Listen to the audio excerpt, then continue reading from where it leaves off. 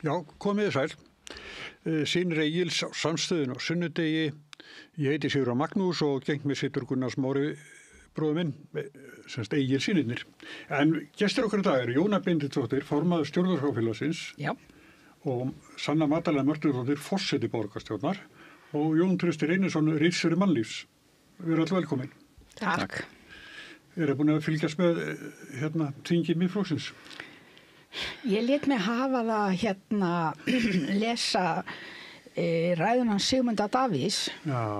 Eða þegar hann úrdrátt sem var birtur. Já, ég samt verða viðurkenna, ég svona hlífi mér oft í þessu sko, en ég lét mig hafa það í morgun, og var auðvitað svolítið undrandi, eða svona eins og maður þegar maður les þetta. Ekki sammála. Já, ég var svo hugsið við því. Sigmundur Davíð segir, við höfum að hætta öllu rugli sem við erum í núna og styðjast bara við heilbrigða skynsemi. Heilbrigða skynsemi hvers? Hver ætlar að vera sá mælikvarði? Ekki að skynsemina sína í. Já, það hans? Eða, ég bara... Já, ég var að hlusta á þetta í morgun, byrjaði að hlusta á ræðu formanns, hann var endurkjörinn. Byrjaði að hlusta, hann var að tala um skynsemishyggju og þjóðrækni. Það væri lykilhugtökin í hans ræðu og bara almenn og heilbrigð skynsemi ætti að fá að ráða för, og hann var mikið að taka dæmi af því sem ekki hefði gengið upp á hans mati hjá fyrir ríkisstjórn og var alltaf að tala um það, bara fortíðina og bara mála upp einhverja mynd að fólk hafi ekki verið skynsamt, og svo byrjaði hann að tala um Ísland sem svona í rauninni stóra fjölskyldu sem þyrfti að standa saman, sína samheldni, og tóku þetta þemað fyrir komu fólks hingað til land sem að væri ekki með íslenskan bakgrunn, væri erlent fólk, og hann svona talaði um að það væri mjög slæmt og við þyrftum að standa vörðum ákveðin svona gildi. Þannig að hann er alveg með þessi þema og hreinu sem hann tekur upp, við þjóðin þurfum að standa saman, gagnvart utan að komandi þá skaðlegum öflum. Hann átti eina góða línu sem ég fannst hann alveg svona skondin með orðstundum, að talaði síðan heilbrigðiskerfið og það þyrfti ekki niðurskurð heldur uppskurð, og var með alls konar svona línur, en ég náði ekki að hlusta á allt. Ég var samt alveg búin að hlusta á held ég hálftíma, en ég náði ekki að klára að hlusta á alla ræðina hans, en þetta er svona einmitt athyglisvert eins og þú segir, hvað er almenn skynsemi, hvert er viðmiðið og hvað er það óskynsamlegt. Ég er alveg viss að mér finnist ýmislegt skynsamlegt sem að hann er örugglega ekkert sammála, þannig að hver er mælikvarðinn á það? Já, hann svona líka þetta svona Íslandi allt, hann er svolítið mikið þar, svona þjóðrækni og... Það Sundaðs er náttúrulega ekki mikið nýtt, hann hefur talað fyrir róttækri rökhyggju í mörg ár. Það sem manni finnst kannski að breytast núna er að þeir eru Miðflokksmennir virðast vera miklu sjálfsörugar heldur en áður. Þeir eru upplifað sem svo að eins og Snorri Másson orðaði það í grein á Vísi þegar hann boðaði varaformans, var hann boða, að vindar breytinga í álfunni allri vinni með Miðflokknum. Alveg rétt. Og þetta er það sem að maður sér sem svona kannski þá að upplifa sig á krossgötum, þá er hann náttúrulega að vísa til án þess að nefna það sérstaklega hægri bylgjunar í Evrópu, og ég veit ekki hvort hann taki Ameríku fleika með í þessu, en þar eru aldeilis farið að gusta og komið upp í rók, stefnir í farviðri þar með hægri bylgju. Þannig að það var kannski ágætt að lesa þessar ræður frekar en að hlusta bara á þar. En ég held að það sé gagnlegt að gera bæði, vegna þess að þarna er fólk sem er greinilega að þróa sig mikið áfram, og sérstaklega Snorri þróa sig áfram í þessari pólitísku tækni. Í greininni sinni á Vísi talaði hann að það eru breyttar miðlunarleiðir fyrir stjórnmál, og við veitum svo sem nokkuð hvað við erum að tala um þar. Það er svona ákveðin tækni sem er nýtt í stjórnmálum erlendis, og það sem er kannski nýjast í því er svona ákveðin upprópunaraðferð og alls konar leiðir til þess að fá athygli, ekki allar endilega jákvæðar, og byggjast ekki allar á róttækri rökhyggju heldur. Ræðan þessi morgun, það sem ég sá henni og heyrði, þá svona býr hann til svona toppa, þannig að það er eins og fólk stendur upp og klappa fyrir honum, og svona hann svona kann þennan leik. Þú gast ekki fylgst með þessu, þú varst upptekið annað? Já, það er eitt sem að Snorri er að gera. Ég sá svona myndir af salnum Þetta svona heldur svona, ég myndi segja að væri mest svona gamli kallar sem sita þarna.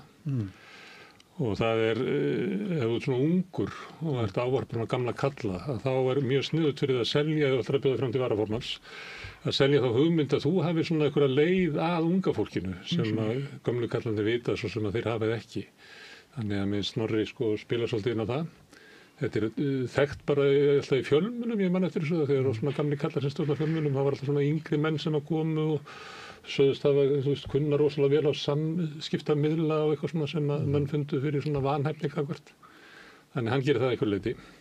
En síðan er Snorri, Sigmundur þetta með heilbrigða skynsemi, sem þá líklega maður á að trúa því að þessi heilbrigða skynsemi hans. Eins og kom ágætlega fram populísk svona hugmyndum að við eigum ekki að nota svona venjulega lýðræðislega umræðu til þess að komast að því, heldur það einhver sem tekur að sér að mæla fyrir skynsemina, þetta svona eins og Trump gerir. Hann bara skynjar vilja þjóðarinnar og mælir hann fram. Þannig hann svolítið þar. Með Snorri vera enn amerískari, Hann svona eins og hann sækir með að vera Charlie Kirk. Blessuð sé minning hans og sem náði með til yngra fólks og Trump þakka honum fyrir kosningasigurinn. Og mér finnst hann sækja mjög í þessa svona amerísku stjórnmál sem að ég veit ekki hvort það sé til útflutning. Þetta byggir ofta á svona þjóðernissinnari kristni, hvítri í Bandaríkjunum. Hugmyndur efsta dag og eitthvað svona átök í öllum stofnunum samfélagsins að við verðum að vinna skólakerfið og við verðum að vinna fjölmiðlana og við verðum að vinna dómskerfið og stjórnsýsluna og þessi óvinir inn í landinu sem við verðum að berjast við, sem að grafa undan Bandaríkjunum eins og það eiga að vera. Ég veit ekki hvort þetta sé til útflutning. Og það annað í þessu líka talandi þetta sem að þú ætti að segja að hann upplifið, það sé verða breytingar í pólitíkinni. Það víða má sjá það í Bandaríkjunum. Í Bretlandi til dæmis, í Frakklandi, í Þýskalandi. En í þessum löndum þá þá þetta oft bundið svona svæðum sem að það eins og í Austur-Þýskalandi sem svæði vonbrigða eftir sameininguna, þar sem lífskjörin hafa ekki náð að lyftast upp og sömuleyti komu bara fyrirtæki að vestan og hirtu þar sem hægt var að hirða þar. Við erum með norðurhéruðin í Bretlandi þar sem hefur verið svona efnaðsleg lægð á þessum svæðum í kannski 40-50 ár. Við erum með mörg svona svæði í Bandaríkjunum, þannig að iðnbeltið allt þar svona meira og minna. Og þar góður farvegur fyrir svona hægri populisma, eins og Trump stundar, eins og Farage og Boris Johnson stunduðu, eins og Le Pen stundar, það líka iðnbeltið í Frakklandi. Og svo Alternative for Deutschland. Ég kannast ekki við þessi iðnbelti á Íslandi.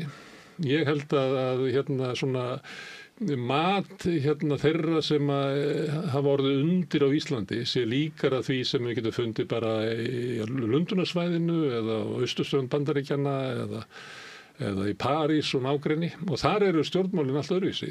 Le Pen hefur ekkert fylgi í París og nágrenni. Farage hefur ekkert fylgi í London og nágrenni.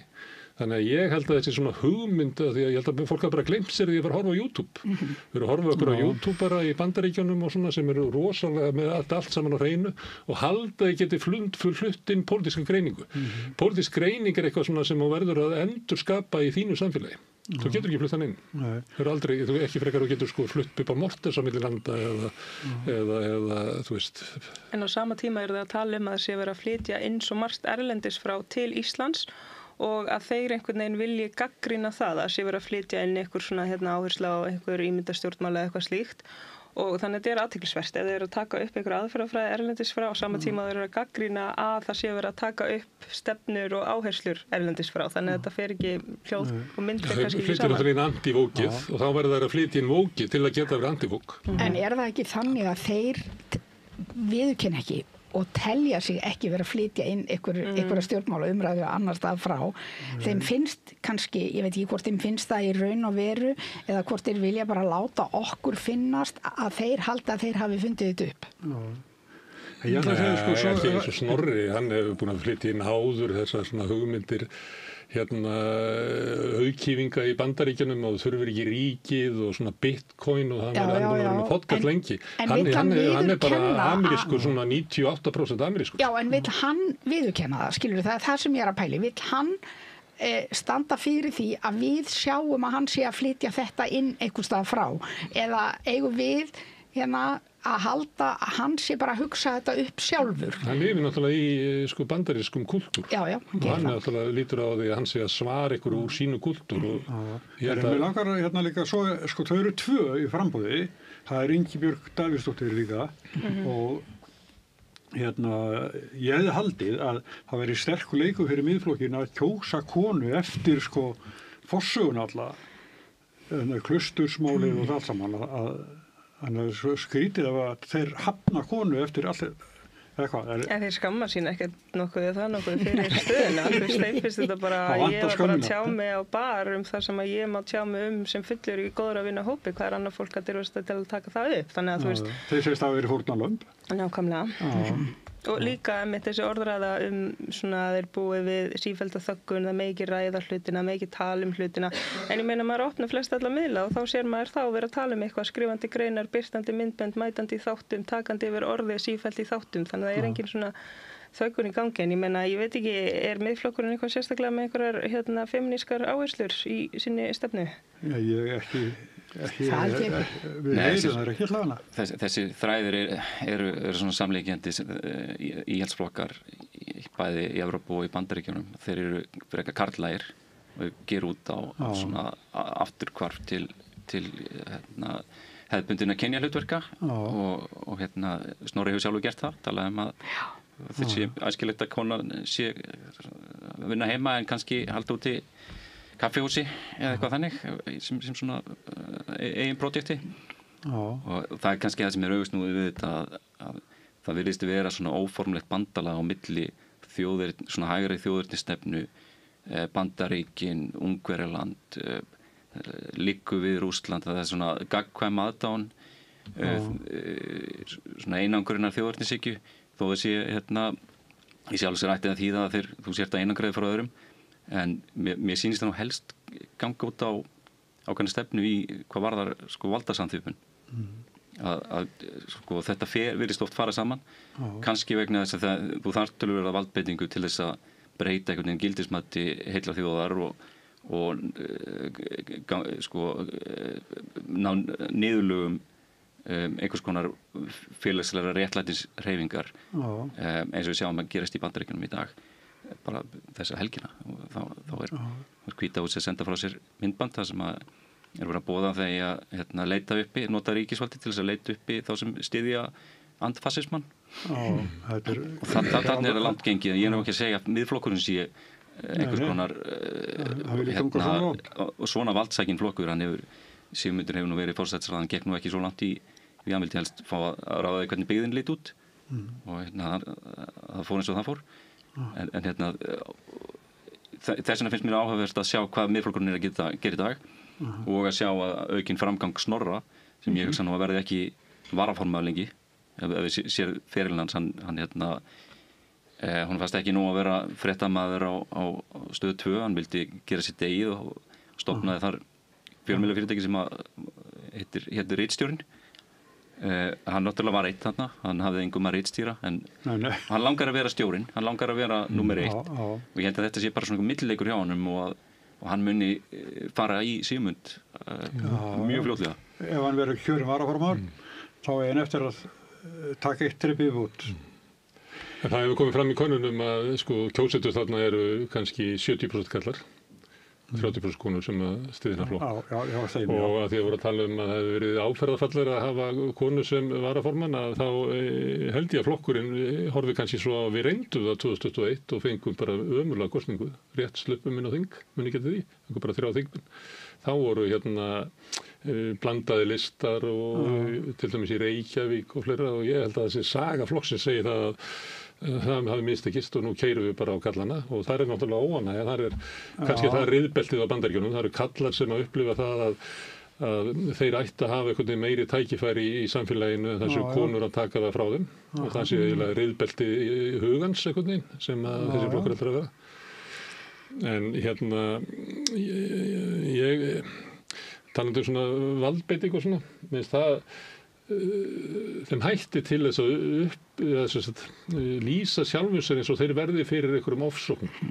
Og þeir verði fyrir ofbeldi sem svona svipað og Trump og félagar sem einhvern veginn líta eins og þeir séu eiginlega þessi umsátur og þessi allir að reyna að meiða þá. Og miðflokkurinn og Sigmundur Davíð sérstaklega hefur verið þannig bara árum saman að þetta eiginlega samsæri upptöku á klaustri og það einhvern veginn allir á mótunum og sömuleyti sækja þér svolítið í svipað orku og ef þú gerir þetta að þá ertu náttúrulega komin nálægt því að vera það sem að Donald Trump segir að hann bara þoli ekki andstæðinga sína og hann bara hati það. Og það þetta miðflokkurinn langhatramasta aflið í íslenskum stjórnmálum en því miður finnst mér svolítið eins og sjálfstæðisflokkurinn vilja skotta þar á eftir. Já, en það ég er eitthvað aðeins að hugsa aftur þessa heilbrigðu skynsemi þannig að mér fannst þetta mjög sérstakt og ég bara hugsa ef að það er til dæmis mat heilbrigðrar skynsemi sem að einhvers staðar liggur að miðflokknum hafi ekki gengið nógu vel í kosningum 21 að því að hann var með konur í framboði þá er ég svona að hugsa hvaða skynsemi það er ekki svona mikið verið að horfa til þess hvað maður hefur gert það er ekki mikið verið að leggja saman það sem að við stærðfræðikennararnir segjum 2 + 2 verða 4 þeir eru ekki mér er mjög sérstakt að draga þá ályktun að þeim hafi gengið illa í kosningum að þeir voru með konur í framboði. Það ef ég ætti að svara út frá Trump að þá það vegna þess að við eigum að einblína á verðleika. En með þessu vóki sem við vaðið yfir samfélagi þá verið að reyna að lyfta konum og brúnu fólki og fötluðu fólki fram yfir okkur kallana og þeir taka okkar sess meðal hans fyrstu sætin á listum miðflokksins og þess vegna gekk okkur ekki vel. Þess vegna ætlum við núna bara miða við verðleika og það okkar reynsla þegar við skoðum verðleika fólks að þá raða sér bara hvítir miðaldra kallar í öll sæti. Þetta er þeirra heilbrigða skynsemi. En líka því þeir eru svo ofta gagnrýna það sem þeir kalla merkimiða pólitíka, það sé bara einhverju merkimiðar og ekkert innihald, það sé einhverju frasa notaðir en engin svona dýpri greining eða hugmyndafræðileg forsenda eða útgangspunktur. En er ekki heilbrigð skynsemishyggja, er það ekki bara enn eitt merkimiðin? Af því hvernig ætlar skilgreina það? Það fer auðvitað eftir því hver er að leggja fram skynsemin og það fyrir eftir því hvaða veruleika og býr við. Þannig að það sem að skynsemi miðflokksins og skynsemi hans Sigmundar, það þetta bara byggist á hans veruleika og hans stöðu í samfélaginu en ef hann hefði til dæmis ekki allar þær tekjur sem hann hefur eða ekki öruggt húsaskjól, þá væri hann væntanlega að leggja áherslu á aðra tegund af skynsemi til að stýra landinu og skipta gæðunum og þannig að athyglisvert hvað þeir eru uppteknir að því að gagnrýna það sem þeim finnst vera bara froða og einhverju loftbólur en síðan sér maður ekki hver greiningin á að vera skilgreiningin á þessa almenna skynsemi. Sérstaklega ef að kannski hópurinn sem að metur þessa almenna skynsemi er kannski ekki það fjölbreyttur og er bara frekar einsleitur. En á pappírunum ætti að vera mjög mikið sóknarfæri fyrir miðflokkin, það er að segja að það eru konur komnar í svona helstu valdastöður. Það hefur verið alveg gríðarlega fjölgun innflytjenda á Íslandi en ég held að það sem að Smára reykir sig eftir sé tilfellið öfugt við það sem í Evrópu að innflytjendur hérna er að vinna í ferðaþjónustu og það er rauninni ferðaþjónustan sem hefur bjargað þessu svæði þar sem jarðvegur miðflokksins ætti að vera sem frjóastur landsbyggðinni. Sérstaklega Suðurlandi, það var nú sem kallar biblíubeltið. Já, og þetta er fólki þar, Íslendingarnir þar versus þeir sem eru innflytjendur og ekki innlendir borgarar. Þeir eru náttúrulega hagnast töluvert á ferðaþjónustunni og það dreifist nokkuð mikið. Þeir sem reka hótel, veitingastæði eru með eitthvað auka búgrein eða leigja út húsnæði sitt. Smíða skúra á eða svona kofa á landeigninni sinni þannig að efnahagslegu hvatarnir eru ekki samhliða félagslegu hvatunum í þessu tilfelli hérna á Íslandi. Svo er það því að nefnir við sjáum ekki þessa bylgju í skoðanakönnunum. Við sjáum hérna á Íslandi þá er það fyrst og fremst samfylkingi sem að aukaði fylgi sitt. Miðflokkurinn er yfirleitt undir kjörfylgi, sjálfstæðisflokkurinn líka. Þannig að þessi bylgja sem að Snorri Másson sem get sjá, hún er ekki. Og að þú nefnir sérstaklega Suðurland sem að að hefur verið sko, munið ekki eftir þessu að kalla biblíubelti því að þótti svona frekar svona íhaldsamara og þegar voru gerða svona kannanir og afstöðu til dæmis til innflytjenda og flera, þá kom virtist vera að það sé að vera afstöðan svona harðari. En ég Víkufrétti tók nýjastu Gallup-könnuna og þar sko Samfylkingin með 3 í Suðurkjördæmi. Og Miðflokkurinn ekkert að gera gott mót þar og eiginlega í engum könnunum. Þið með mann inni þar? Ég þarf eiginlega... Það Karl Gauti sem þeirra þingmaður í Suðurkjördæmi? Miðflokkurinn með 12% í Suðurkjördæmi. Var með 12%. Nei, með 11,8 var með 12%. Það bara með sama fylgi og voru með. Þannig að þessi bylgja sem alltaf verið Snorri fær alls konar klappa á fundunum og það alls konar menn sem ringi í hann og vinkonum út á götu og svona. En það ekki svona gott úrtak. Allir sem bara að skella þig, það ekki gott úrtak að ég sé þarlegandi frábæra því allir að skella mig. Sann að þú þekkir það væntanlega. Að fólk hilsa þér. Já, alls konar samtöl bara út allt í strætó og út á götu og svona, já, bara ég alltaf, maður þarf alltaf að venjast í, ennþá að venjast í að fólk þekki mig ekki eitthvað svona, daginn var ég með húu og mér fannst ég svo ólík sjálfur mér og, en sko, mér finnst þetta athyglisvert, sko, að sjá þeir halda kannski núna einhvern veginn unga kynslóðin sé framtíðin og þeir muni einhvern veginn ná að ná til unga fólksins meira og það sé einhvern veginn leiðin fram að við og líka athyglisvert að sjá heitir hann ekki Bergþór Ólason, já, að hann hafi í rauninni sagt sér frá þessu, hann ætlaði að reyna að fara í varaformanninn en tekur undir það að félagar sé að kalla eftir nýjum áherslum og andlitum og eitthvað svoleið, sko. Þannig að þetta þetta athyglisvert og athyglisvert líka því að maður pælir svo mikið í því bara hver pólitík Miðflokksins, hvað það sem þeir standa fyrir. Þú veist, það getur ekki verið að flokkur sé til staðar eingöngu til að mótmæla komu erlends fólks hingað til lands. Þú veist, það hlýtur að vera eitthvað kjarni. Hver kjarnin? Kannski það bara nóg fyrir að það dugar þeim fyrir 7-8 þingum. Það er bara fínt. En svo líka annað að segja, því ég veist að þessi móti því að við breytum stjórnarskránni. Já. Ég held að þessi hljóta að vera bara fast á bremsunni þar. Já, potti. Þeir hafa allavega ekki svarað póstum stjórnarskráfélagsins, sko. Þeir hafa fengið ótal tækifæri til að tala við okkur. Það hefur ekki verið skortur á því. Við höfum sendt ítrekkaða pósta og þeir hafa ekki svarað því, sko. Engin þingmaður Miðflokksins hefur nefnt að tala við okkur, sko. Já, ég heldur, sko, er þetta ekki Þeir vilja ekki breyta kvótakerfinu? Er þetta ekki afturhald? Þeir vilja ekki breyta skattkerfinu? Þeir vilja ekki breyta... En svo þetta sem innflytjendur, við erum reynt svolítið að fá, hvað það nákvæmlega sem við viljið? Því að sumstaðar sambæriðir flokkar í útlöndum segja kannski við viljum bara reka alla innflytjendur úr landi eins og Alternative for Deutschland var eiginlega að segja. Farage var að segja hann ætlaði að reka nokkur 100.000 ef ekki milljónir úr landi. Trump segir það sama. En þegar maður er svona ganga á Miðflokkinn, hvað það raunverulega? Ég meina ef það er innflytjendur að eyðileggja íslenska menningu, hvað það sem við viljum gera? Það kemur ekki svarið alveg, við viljum senda úr landi 40.000 manns eitthvað sem maður myndi halda að væri eðlilega niðurstaða með til þess hvernig Snorri talar að innflytjendur séu að eyðileggja íslenskuna til dæmis, hann heldur því fram, ekki bandarísk menning. Þannig það vantar oft svona, hvað það nákvæmlega sem hvernig sjáðu þetta fyrir ykkur? Hvernig land hinnar heilbrigðu skynsemi? Það á alveg eftir að segja okkur hvernig það er.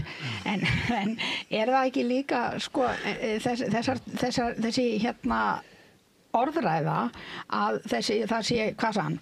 Flóð innflytjenda til Íslands. Þetta byggir ekki á neinum gögnum þannig að það er kannski svolítið erfitt að segja hvað maður ætlar að gera til að bregðast við þessu ef að það sem þú ert að tala eiginlega kannski, ef svo má segja, úr lausu lofti gripið, þá er svolítið erfitt að skipuleggja viðbrögð við því. Einmitt, sko. Þetta er ekki tölur og blaði sem að takast á heldur bara jafnvel tilfinningar. Já, og oft við náðum að vitna í eitthvað, að ég hitt einhvern mann sem var frá Finnlandi og hann sagði þetta. Eins og Mætur Farage sem að var spurður, hvað hefur verið fyrir því að segja verið að setja sharia lög í London? Ég tók leigubíl og leigubílstjórinn minn sagði mér það. Já, frábært. Þetta er raunverulegt, sko. Já, þannig að sko, þeir geta kannski ekki komið með neina áætlun aðgerðir af því að það sem þeir eru að setja fram byggir ekki á neinu nema bara einhverjum innri hugmyndum, ef svo má segja. En eins og eru allir sammála Já. eins og eru allir sammála að sko hér hefur verið mikil fólksfjölgun og innviðir hafa ekki staðið undir því. Og þá ertu með svona ýmsar leiðir, ein er svo að fækka innflytjendum og senda þá 30.000 manns úr landi. Hinn er að byggja upp innviðina til þess að taka á móti því. Ég heyri til dæmis eins og talað um íslensku kennslu og svona, ég sé ekki tillögu frá Miðflokknum að stórefla íslensku kennslu til innflytjenda. Ég held að þurfi, að þetta snertir nú nálagt mínu hjarta, skólakona alla daga, að íslensku kennsla fyrir innflytjendur eru auðvitað mjög mikilvæg, en við þurfum held ég að horfa á því aðeins stærra samhengi, því að við fáum kannski til okkar 6 ára krakka í skólan sem eiga 2 íslenska foreldra, enskan þeirra er samt sko ótrúlega sterk og jafnvel sterkari en íslenska. Og það er ekki út af því að þeir eigi, þið vitið, einhvern erlendan bakgrunn eða eitthvað slíkt, og það er mjög mikið að 6 ára krakkar, maður sér það alveg, þeir leika sér stundum saman á ensku, að því enska er eitthvað svona leikmálið sem að er í tölvuleiknum, að því krakkar taka þetta bara upp það umhverfi sem þeir eru mest í. Þannig að ég held að ég er sannfærð og byggir það náttúrulega bara á minni tilfinningu í mínu litla umhverfi sem ég er í, að það er ekki innflytjendur sem hafa ekki fullan bakgrunn í íslensku máli sem gera það að verkum að orðaforði íslenskra barna hefur minnkað. Það er amerísk kultúr sem flæðir yfir, sem grefur undan íslenskunni. En ég tók þetta bara sem dæmi að því að það hefur verið að tala um aðlögun og inngildingu og allt þetta. Ég kannast ekki við tillögur frá Miðflokknum að stór auka aðgengi innflytjenda að íslenskunni, svo að ég geti farið út í bakari og talað íslensku sem að Snorri hefur kvartað yfir og þurfa kaupa snúðin sinn á ensku. En hvað ætla sko þessi flokkar að gera? Segjum að þeir nái markmiðin sínum, segjum að í einhverjum ólíklegum heimi myndi það gerast að allt á stefnuskrá Miðflokksins yrði að veruleika. Hvað tekur þá við þegar að sko að því auðvitað sé ég þetta þannig að sé verið að sitja fram eins og orðræðum að útlendingar séu svo slæmir, sé að taka allt frá okkur og þess vegna sé allt svo ömurlegt á Íslandi og þess vegna ef þú ert innfæddur og fátækur að það sé bara útlendingum að kenna. Þetta er svona í grunninn þessi orðræða sem er verið að styðjast við. Hvað ef að Miðflokkurinn og ungi sjálfstæðismenn myndi fá óskalista sinn uppfylltan og það yrði bara fólk í landi eða hvað sem það er sem að þeir vilja gera og við værum ennþá með sömu vandamálin því það er ekki eins og leið og innflytjendur fara á landi að þá bara eitthvað hækki örorkubætur eða tekjur til örorka bara eitthvað 50% eða eitthvað svoleiðis. Þannig að þú veist, hver er þá lausnin? Verður þá ráðist á einhvern annan hóp og honum kennt að sé ástæða þess af hverju hlutunum gangi ekki nógu vel á Íslandi? Mér finnst það bara athyglisvert, þú veist, ef fólk er að stilla fram einhverjum hóp og segir hann er vandamálið, hvernig sér það fólk fyrir sér, þú veist, mér finnst það bara athyglisvert. Það var að koma nýjar tölur mannfjöldaspá Hagstofunnar núna í vikunni og ég man nú ekki nákvæmlega hvenær en innan einhverja 2 áratuga minnum ég að sé spáð að við verðum 500.000, 500.000 og svo stefnum við í 700.000. Ef maður skoða þessar tölur og skjölin sem þau eru með að baka við þetta þá sér maður að fæðingatíðni á Íslandi er eitthvað kringum 1,56 og þeir reyndar eru með fæðingatíðina 1,68 af einhver ástæð í útreiningunum. Þannig að þjóðinni með tímanum fækkar eða fólki fækkar á Íslandi ef það er ekki innflutningur á fólki og það eru nokkuð þúsund á hverju ári sem koma inn samkvæmt þessari mannfjöldaspá og svo náttúrulega lífaldur hækkar og svo framvegis. Þannig að þetta ekki hækkar svo mikið, við erum eiginlega stundum í stað. Já, þetta er spáin gerir ráð fyrir því. En þarna sjáum við kannski svolítið vandamáli. Þeir eru að benda á þetta sem ég segi ekki orsök alls íls, en þeir eru að setja þetta á oddinn sem svona eitthvað aðalmál. Ef það er ekki innflutningur á fólki, þá fækkar okkur. Hvað gerist þá? Það er alls konar áhrif. Við verðum ekki með kannski starfsfólki fyrir ákveðnar greinar. Á móti kemur að síðustu árin hefur þjóðarframleiðsla á mann ekkit verið aukast. Það er einhvern veginn eins og þetta módel okkar sé svolítið svona bilað að það er að vera til fjöldi láglaunastarfa sem útlendingar koma og sinna þessum störfum, þeir eru erfitt með aðlagast eða finna ekki, eða það vandamáli sem Miðflokkurinn lýsir, þeir finna ekki kannski hvatan til að aðlagast eða hafa ekki tíma til þess að þetta eru svo miklir þetta eru svo örar breytingar. Það er einhvern veginn sko erfitt að sjá hvaða lausn, eins og þeir að segja, það er erfitt að sjá hvaða lausn eru þeir að koma með.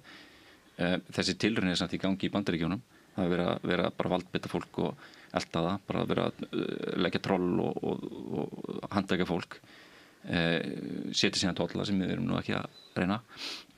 Og við erum eftir að sjá árangur, bara afleiðingar af þessu hvernig þetta verður. Per se þá ætti þetta að hækka laun, ef fólki fækkar, framboð vinnuafls minnkar, þá ætti að hækka laun og þá ætti það ekki að hjálpa vissulega einhverjum. En hérna hefur kannski vandamál verið að fólk sem fættist hérna hefur ekki mikinn áhuga að vinna þessi störf, eins og í sjávarútveginum og fleira. Þannig að það er ekki lausn á þessu. Fæðingartíðni hefur fallið á Íslandi og líklega svarið frá Miðflokknum þannig að það sé ekki, leiðin er ekki að flytja inn fólk, heldur verður við að búa til þær aðstæður að konur vilja eignast fleiri börn, og það er stefnan hjá Le Pen og Meloni og mörgum af þessum flokkum úti í heimi. En einhvern tímann fyrir nokkrum ára þá fór ég að leita í sögunum að hvenær slíkar aðgerðir hefðu skilað árangri, og það er eiginlega ekki hægt að finna það. Þannig að þetta er oft bara svona hugmynd að lausnin sé að konur eignast fleiri börn, og af hverju er eignast fleiri börn, að það hafa verið lokkar út af vinnumarkaðin af einhverjum dýróðum feministum sem er að selja það hugmyndum að það hafa miklu betra með því að fara út af vinnumarkaðin, þegar við vitum með almennri skynsemi að konur hafa náttúrulega miklu betra bara að vera heima og þjóna kallinu sínum eins og Guð vildi hafa þetta. Og raunverulega erum við inn í pólitísku umræðu sem er á einhverju svona grunni. Sem er svolítið sérstætt sko, að einhverjum hafi tekist að flytja þetta eitthvað inn, því að ég held þetta hafi engan hljómgrunn hérna á Íslandi. Þetta eru einhverju svona 16-17% sem að geta kosið þetta eitthvað tímann, en ég held að það eina sem að geta gerst, sem að við erum svo sem séð gerast, sérstaklega var þetta innflytja þetta mál, að aðrir flokkar sjá á eftir þessum 4-5% sem má sjá í sveiflunni og elti það. Þannig að það verði kapplaup niður á botnin í ómennskunni og allir flokkar taki upp einhverja svona helviti stellu frá þessum flokkum og allt í einu bara missu við samfélagi. Kannski á svipaðan hátt á Bandaríkjamenn eru að horfa upp á það. Að þeir eru að bara missa þeir eru að missa háskólana, fjölmiðlana, þeir eru að missa réttin til þess að mótmæla. Núna er þetta skilgreina að ef ég er antikapitalismi þá er ég óvinur ríkisins og það handtaka mig og það er verið að senda fólk úr landi og það er bara, bara við sem að fá njótum mannrétti, þetta er ekki þið vegna þess að þið ekki skilið, vegna að þið eru andstæðingar ríkisins og þetta er mennskan er bara svo þunn skán. Þannig ef að flokkar sem upplifa sig ekki sem fulltrúa ómennskunar fara að taka upp ómennskunar eftir öðrum flokkum vegna þess að sjá eftir 3-4% atkvæði eitthvað staðar og bara ætla að vinna næstu kosningar eða eitthvað slíkt svipað á Mette Frederiksen hefur gert í Danmarku, að þá er bara held ég að hætta á því að það geti súrnað hratt í skálinni. En ég held að segja svona sérstaklega forsendur, eitthvað félagslega forsendur fyrir því að hugmyndir stríðsmálar á þeirra Bandaríkjanna þess að Hegseth eigi eitthvað erindi til Íslands. Ég held ekki sko, ég held að það sé bara ekkert erindi til Íslands. En sko, ég nú var að fylgjast með hvort það væri komið nýja fréttir frá þeim, þeir, nei, bara spennan magnast. Við erum góð við þá að láta allan þáttinn snúast miðflokkinn. Við erum góð við þá að láta allan þáttinn snúast miðflokkinn. Nei, ég ætla að ég fara að skipta gír, sko. Mér bæta einu við árum við förum úr miðflokksumræðinni, því þetta er svo ótrúlega áhugavert, að því maður spyr sig, af hverju er þið að þessu? Er þetta ekki bara allt nema að ræða ójöfnuð og réttláta skiptingu gæða og standa vörðum eitthvað svona auðvaldsskipulag? Ég bara varð að koma svo á framfæri í þessari umræðu. Ég ætla líka að skjóta einu að því ég nefndi Suðurland og þegar það var að tala um að sé eitthvað sveifla og ég meina miðflokkurinn ekki að auka fylgi, sjálfstæðisflokkurinn ekki að auka fylgi, samfylkingin og að flokkur fólksins er að tapa fylgi getur verið út af almennt er flokkur fólksins að tapa fylgi og svo hefur þingmaðurinn í Suðurkjördæmi sem náði stórglæsilegri kosningu síðast verið í sérstökum vandræðum, en samfylkingin er að fara úr 20% upp í 34% og það eru fleiri í Suðurkjördæmi sem að segja alltaf kjósa samfylkinguna heldur en sjálfstæðisflokkinn og miðflokkinn til samans. Og maður liggur að maður getur tekið Framsóknarflokkinn með. Þannig að við erum ekki í þessari bylgju sem að sko Snorri Másson, það bara ekki þannig. En ekki vegna þess að þessi flokkar, ríkisstjórnarflokkar, hafa í rauninni tekið upp stefnu hinna sem við vorum að tala um. Það er harðari útlendingastefna, til dæmis. Það er efnahagslega stefnan er Daði Már er meiri Bjarni Ben heldur en Bjarni Ben sjálfur í rauninni. Þannig að hún gengur betur að taka það. Það er ekki eins og sú stefna hafi verið vinsæl, sko, að ef þú tekur upp hana þá komi fylgið til þín. Nei, þeir hafa markvisst syns mér unnið því í samfélgjunni að gleypa fylgjendur annarra flokka með því að eins og í þessum málum, í orkumálum, þeir hafa vörpuðu frá sér strax stjórnarskrármálunum til þess að fæla ekki frá sér þennan hóp. ESB settu svona á ís í kosningabaráttunni. Tók upp mál Framsóknarhópur. Þetta er svona blerismin sem að þannig að við tökum upp stefnu í Íhaldsflokksins, en það er bara skemmtilegra þegar við erum við stjórnvölinn, en við erum með nákvæmlega sömu stefnu og þeir. Þetta er eiginlega blerismin. Já, herri, vopnahlið, förum nú aðeins að því þetta kemur á eftir aftur hérna íslensku stjórnmálin, en vopnahlið. Hvað er fólk bjartsýnt á að þetta haldi? Á maður að gera merki. Þú veist, ég er alveg svona einhvern veginn, ég bara, mér finnst það hræðilegt vegna þess að ég verið mjög hugsi yfir, það er búið að semja eitthvað vopnahlé. Ísraelsmenn eru samt enn að drepa fólk. Það er bara þannig, það komu nýjar tölur í gærkveldi eða í morgun hversu margir hefði verið drepnir eftir að vopnahlé skall á. Það er þannig að ég bara, og líka í ljósi sögunar, þá er ég bara rosalega svartsýn á að við séum að tala um einhvern varanlegan frið. Samanlega síðasta ræðumanni og auðvitað bara vona maður, en það þarf auðvitað miklu meira að eiga sér stað, af því þetta er auðvitað ekki eitthvað svona lausn á stöðinni, þó þetta sé auðvitað að, hvað getur maður sagt til orða þetta vel, pása hörmungunar ef að gengur, en ég meina stóra málið er samt eftir, bara bara réttur Palestínu og öll uppbyggingin sem þarf að fara fram og hvernig málum verði háttað í framtíðinu og hvernig verði nú leyst úr þessu að viðurkenna rétt Palestínu, hvernig, en það þarf greinilega að taka þetta eitt skref í einu, þetta bara vonum maður, en einmitt, eins og þú segir, með við fyrir sögu var ekki í janúar líka, þá var samið eitthvað og ekkert staðið við það. Það var sá viðtalið við palestíska konu sem var komin að Gazaborg, það sem hún hafði átt heima, og segir bara, er þetta borgin? Það er ekkert eftir, ekkert. Og það er líka eitt í því sem að, þú veist, þegar maður vinnur með börnum alla daga, þá fer maður kannski stundum að horfa á lífið svolítið frá þeirra sjónarhorni, og þau hafa oft bara svo einfalda og góða lausn á málum. Og það kemur stundum fyrir í mínum skóla að barn ákveður að skemma eitthvað. Og það sem við gerum þá er að barni þarf að leggja eitthvað á sig til að lagfæra það. Það sem ég er búin að sjá af þessum vopnahlés skilmálum, það er ekkert sem segir að Ísraelsmenn eigi að leggja eitthvað á sig til að lagfæra það sem þeir sannarlega ákvaða að skemma. Maður sér engar vísbendingar einhverja stríðskaðabætur eða eitthvað. Það er bara gert ráð fyrir að alþjóðasamfélagi borgi þetta sem ég að sjálfsög ég vil auðvitað gera það sem hægt er til að Palestínumenn geti fengið það sem þeir eiga að fá, en mér finnst skrítið að glæpamaðurinn eigi að gera neitt. Það er góð líking og kannski undirstrikar að kennarinn leyfir skemmdirnar, hann leyfir ofbeldið. Þegar þessi kennar, þá er að tala um þessa heimslögreglu sem við höfum svona litið til, það er að segja Bandaríkin og þá Donald Trump, hann er greinilega og hefur greinilega verið sáttur við það að þetta þjóðamorð hafi átt sér stað. Ég held að aðrir forsetar á undanunum hefðu alltaf stoppað þetta af og beitt til þessu valdi. Það sem er ekki neitt vald, það fyrir fram svo sterkari og mér veist eiginlega bara svona gagnlegast að horfa á þetta til þess að greina þetta, að bakka eins og sjá hvaða aðferð er verið að nota hana. Aðferðin er að það er verið að ganga mjög langt, ganga fram af öllum og valdbeita, og fyrir sig valdbeita þá er ég að tala um að það verið að drepa og eyðileggja, og svo er stoppað. Þá allt í hennu búið að færa til viðmið. Þá allt í hennu bara, Trump er búin að koma á fríði, Netanyahu hefur sæst á þetta, en þú veist, fyrir 2 árum, þá hefði engum dottið í hug að þetta væri hugsanleiki.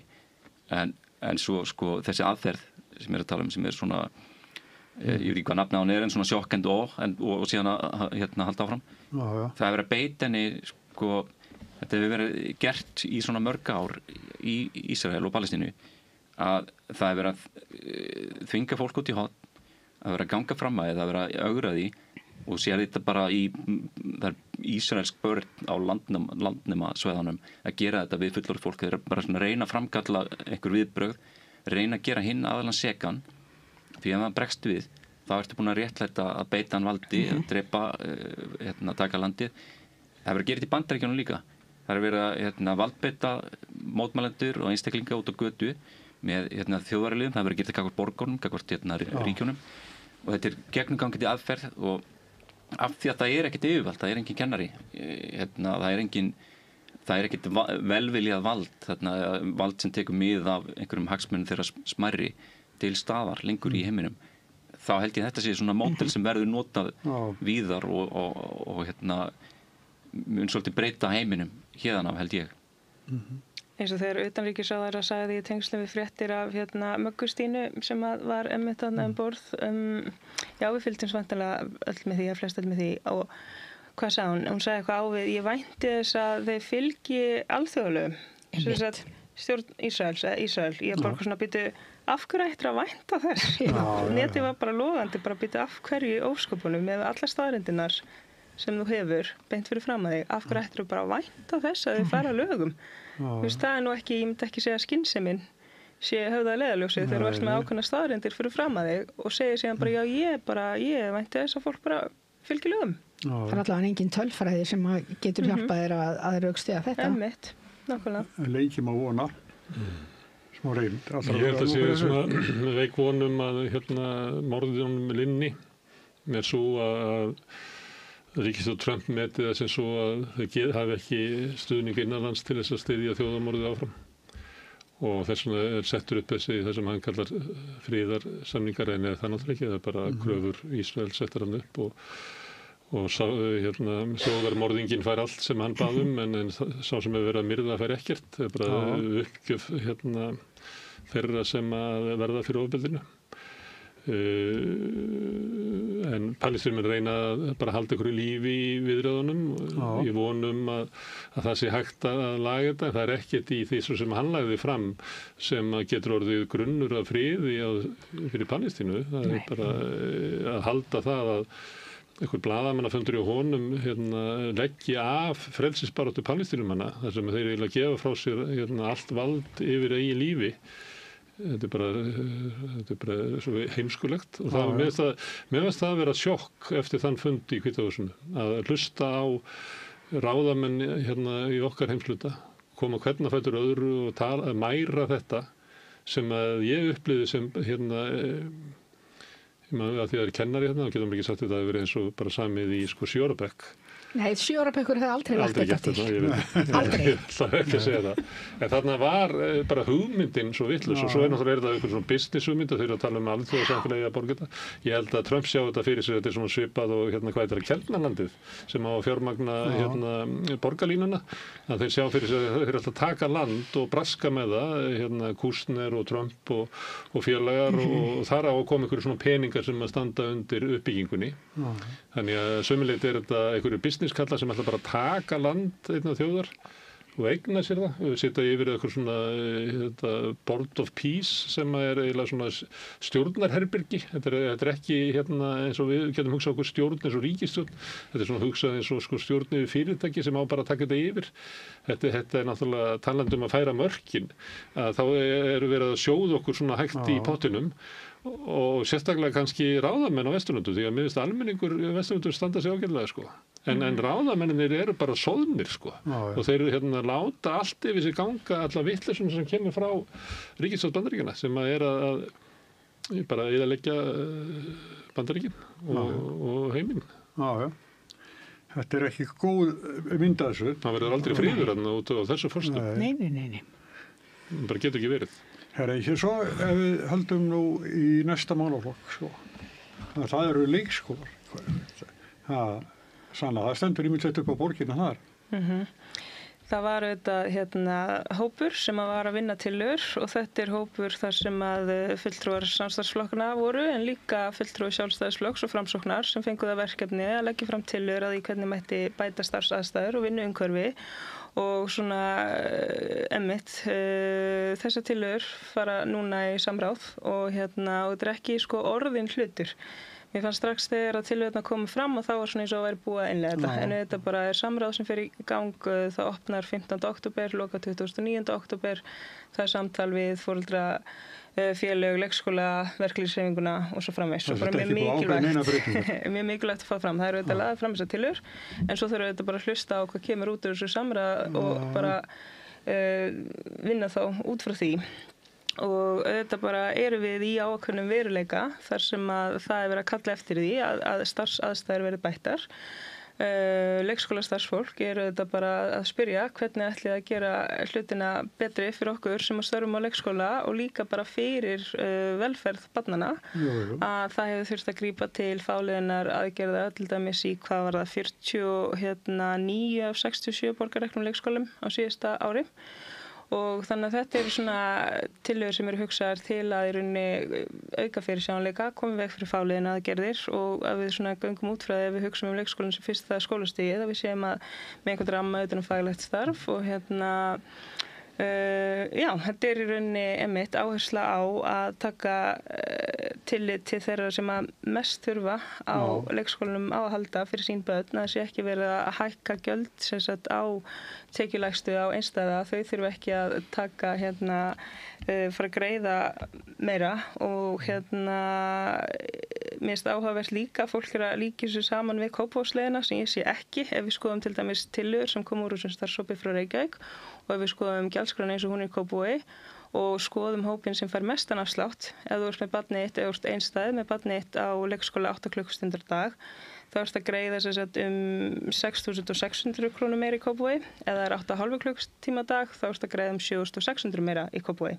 Þannig að þetta er bara eitt dæmi sem sýnir að þetta er alls ekki sami hluturinn af því að má þetta ekki velta sko byrðunum yfir á þau sem að mest þurfa á stuðningnum á að halda og þetta er kannski ýmislegt í þessu tekið viðmiðum sem þarf að skoða og breyta og uppfæra og aðlaga og þú veist, ég myndi bara segja að við erum þetta bara með ákveðna stöðu og þarna er verið að leitast við að í rauninni skoða hvort að sé einhver hópur í samfélaginu, einhverju foreldrar sem hafi tök á því að taka börnin sín fyrir úr leikskóla og til að létta á álaginu og þetta er bara þú veist, það þarf að bregðast við stöðinni með einhverjum hætti.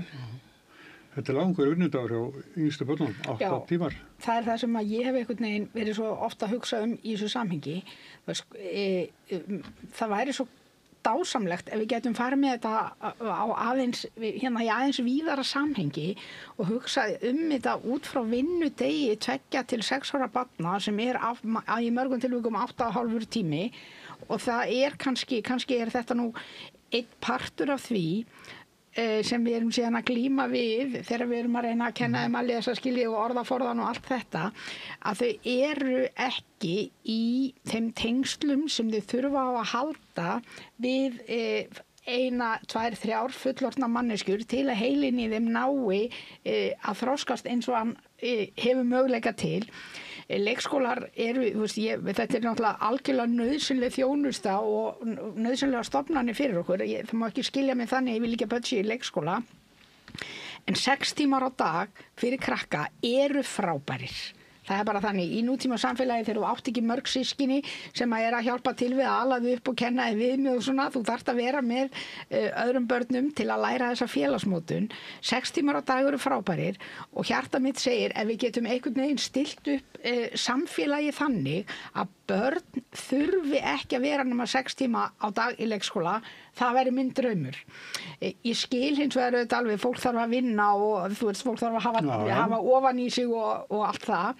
Þannig að, og fyrir mjög marga eru 6 tímar alveg út úr korti í því samhengi.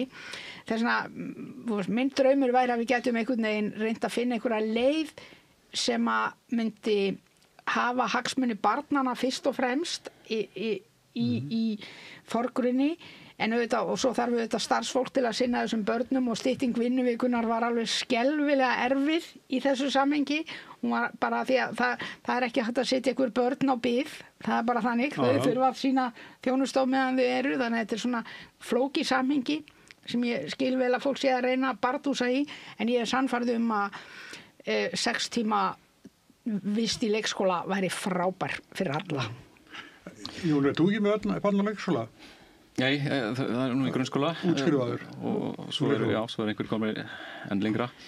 En það sem ég svolítið hjá eftir í þessu er einmitt að það eru tekjuviðmið þarna sem er 9,5 milljón í árslaun fyrir einstaklinga og 12 milljónir í árslaun fyrir pör.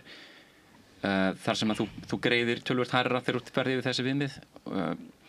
Maður er fljótur að reikna 12 milljónir fyrir par, það er 500.000 í mánaðarlaun á mann.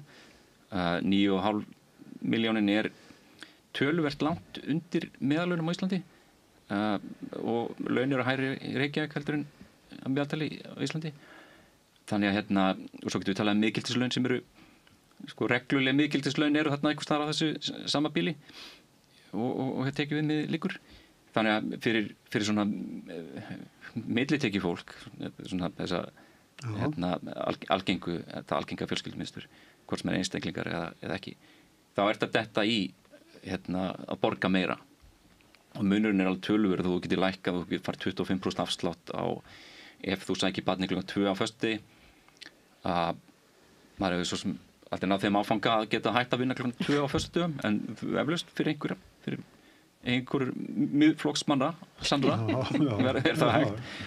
En þannig að eftir að fæðingartíðinu, þetta er þetta flókið orsakasamhengi þessu við erum að tala um hérna,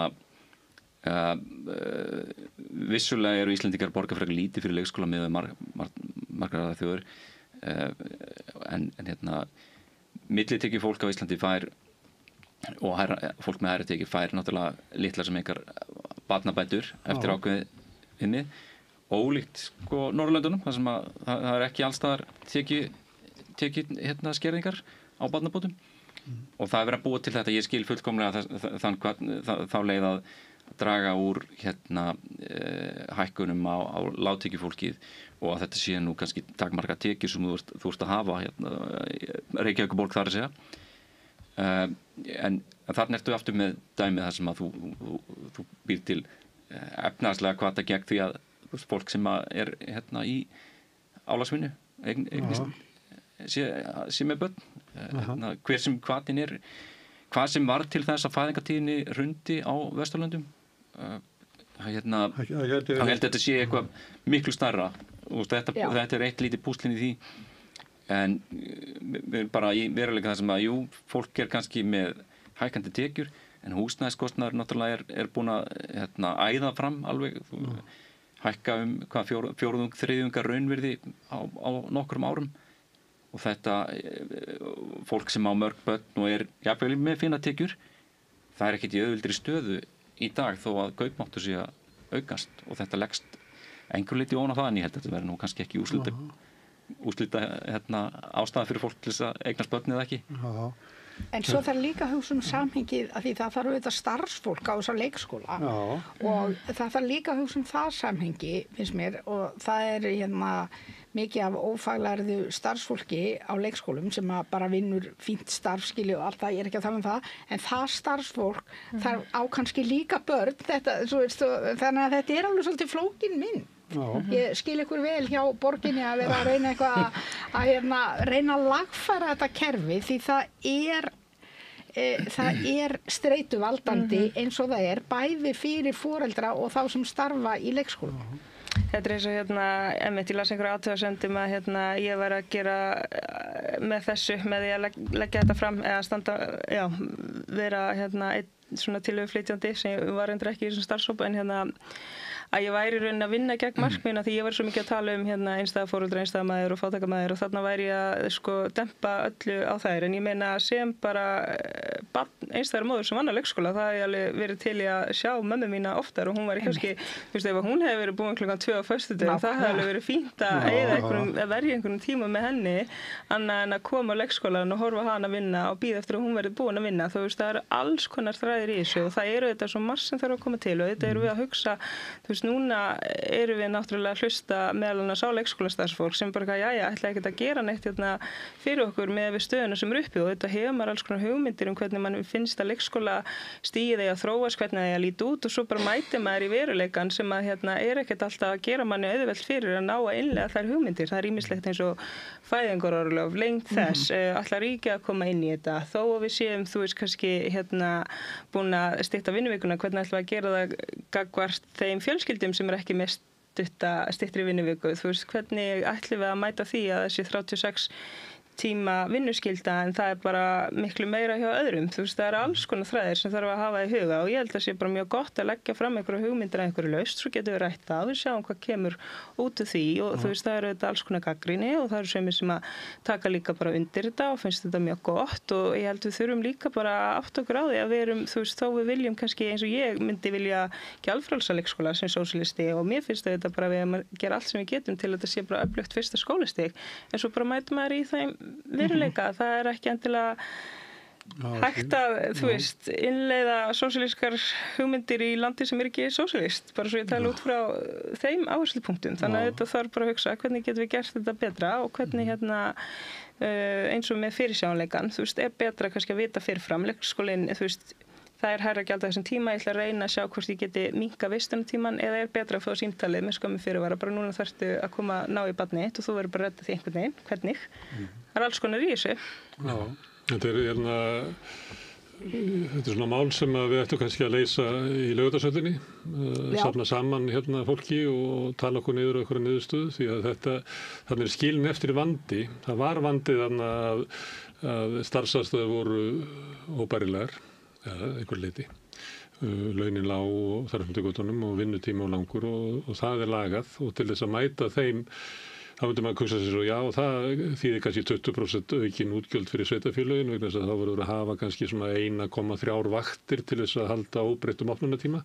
Sveitarfélögin ráða ekki við það og ríkið hefur engan áhuga á því að koma þar á móti. Ríkið hefur engan áhuga á því að fylla upp í gatið á milli fæðingarorlofs og leikskólana þannig að vandinum ítt áfram og honum ítt yfir á foreldrakynslóðina sem ég held að sé niðurstaða sem hlýtur að teljast vera bara ömurleg að vera auka álög á foreldrakynsluna því að ef við horfum á síðustu svona 20-30 árin að þá hefur orðið svona fjárhagsleg stöðnun eða sko foreldrakynslóðin stendur núna veikara gagnvart öðrum kynslóðum heldur en hefur nokkurn tímann verið sem við munum eftir. Og ástæðan svo náttúrulega við búum í samfélagi sem hefur brotið niður stuðningskerfin að barnabótakerfið hefur verið svona fiskið núna á að innheimta meiri gjöld á leikskólunum vaxtabótakerfið sem náttúrulega hjálpaði þeim mest sem að voru að koma inn á markaðinn sem eru þá foreldrakynslóðin. Það var eyðilagt. Foreldrakynslóðin núna ef við værum með að Hagstofan hefði áhuga á því að teikna upp hvernig íslenskt samfélag væri, þá værum við með kannanir sem myndu sýna það að foreldrakynslóðin er með miklu hærri húsnæðiskostnað heldur en eldri kynslóður. Og munurinn væri miklu meiri heldur en var fyrir 20 árum eða 30 árum þannig að húsnæðiskerfið okkar er að auka gliðnun á milli kynslóða. Velferðarkerfið byggði að sumuleyti upp þannig að þú áttir að borga skatta þegar þú hafðir mestu tekjurnar og mest umleikist til þess að verða færa á milli kynslóða þannig að þú fengir stuðning þegar þú værir kannski með minni tekjur en meiri framfærslubiðni þegar þú ættir börnin, þegar þú værir kannski námi þannig að við værum með námslánakerfið sem myndi styðja fólk frá fátækraheimum til þess að sækja sér nám, við erum búin að eyðileggja það. Þannig að með þessu, því miður, þá er þetta enn eitt dæmi það sem er verið að flytja skattheimtu á fólk sem ætti síst að innheimta skattana. Við ættum að vera innheimta skattana á fólki sem bara velsett og býr kannski í skuldlausum íbúðum yfir 60 ef við viljum sækja þetta í tekjuskattin. Við ættum að sækja þetta til fjármagnstekju skattsins þar sem að þau borga ekki svona til sveitarfélagana sem að reka leikskólana. Við ættum að vera að hugsa eitthvað svoleiðis. En að niðurstaðan sé svo að við séum að auka enn á afkomu mun á milli kynslóða inn í velferðarkerfinu okkar. Mér finnst það bara slæm niðurstaða. En þetta það er allir í einhver neyðarleik og allir segja þetta bara neyðarástand, við verðum að gera eitthvað. Og þegar þú segir alltaf við verðum að gera eitthvað, við verðum bara að gera eitthvað, þá kemur einhver og segir hérna er eitthvað, það er best að gera það. En það er aldrei besti kosturinn. Nei. En já, sko, ég held að elsta kynslóðin að við sem erum komin á þennan aldur að það ég held að þetta er ekkert góðsend tíð. Það er þetta að sýna, það er ágjöfum alla, en það er þetta að sýna framfærslu kostnaður er minni þegar börnin er farin að heiman. Fólk eru með hærri lífstekjurnar eru svona upp úr 50-60, þar er minnsti húsnæðiskostnaðurinn. Það er bara þannig og það hefur komið fram í könnunum Vörðu og eitthvað fleira að fólki sem hefur það bara helviti gott á Íslandi er frekar eldra fólk, það er ekki barnakynslóðin. Þannig er staðan. Og þannig að ég held að við erum líka að horfa svolítið á það, þó að megi ekki styggja gamla fólki að það hætta að kjósa okkur, sko. En það verður bara einhver að hafa kjark til þess að segja það, að kannski verðum við að bara breyta skattkerfinu okkar, því að við eigum sama börnin að einhverju leyti og við erum alveg upp. En svo snýst umræðan oft. Að sá sem að vill hafa lengri opnunartíma til þess að ég geti unni fyrir fjölskyldu minni og ég verð að vera í 9 tíma í vinnunni og svo þarf ég að komast og sækja barnið og ég er einstæð og ég er í 3 vinnum til þess að bara hafa í mig á og til þess að geta veitt barninu þar sem að barnið gerir kröfu á mig út úr samfélaginu sem kemur út úr skólanum þar sem allir vilja vera í einhverjum dýrum fötum og ég þarf að borga inn í kaupa búninga í íþróttafélagið og ég þarf að gera hitt og þetta og ég bara verða að fá þessa þjónustu og þá kemur fólk og segir, ég meina börn get ekki unnið svona langa vinnudag og ég meina hvað ertu vonduðu börn, vill ekki bara hafa barnið bara 6 tíma á leikskólanum, það er ekki bara nóg og þá þú allir orðið vond manneskja og svo segir einhver að við verum að gera eitthvað í þessu og þá segir allar að brjóta niður atvinnuþátttöku kvenna og allt í einu erum við komið með svona kultúríska deilu utanum eitthvað sem að ég myndi halda að væri bara svona efnahagslegt úrlausnarefni. Það er auðvitað fáránlegt að við séum til dæmis börn á leikskólum sem eiga kannski foreldra sem hafa tekið sínar helst af fjármagni, eru bara fjármagnseigendur í góðri stöðu og borga ekki til nær samfélagsins. Það er auðvitað fáránlegt að við séum að reyna að byggja upp góð og áreiðanlega kerfi, samfélagslega stofnanir sem við viljum að séu bara glæsileg, sem við viljum að séu bara í góðu húsnæði, það sé pláss, það sé ekki mygla, það sé ekki rakið, það sé bara laga það sem þurfa að laga, það sé nægt rými, það sé ekki að mitt börnin inn í veggjunum, þannig að þetta er fáránlegt að vera alltaf fastur í einhverju svona stöðu þar sem við erum búin að sætta okkur við það ríkasta fólki að greiða hlutfallslega minnst til nærsamfélagsins þrátt fyrir það að noti alla saman þjónustu og allir hinnir. Og jafnvel svo frekast á það krefjast þjónustu. Og ábyrgðarleysi á ríkinu líka að skilja sveitarfélögin eftir í þessu, eins og skilja sveitarfélögin eftir því að verða að selja lóðir á uppboði. Hvað þýðir það? Það þýðir sá sem er að kaupa húsnæðið eða leigja húsnæðið, hann þarf að borga skattinn.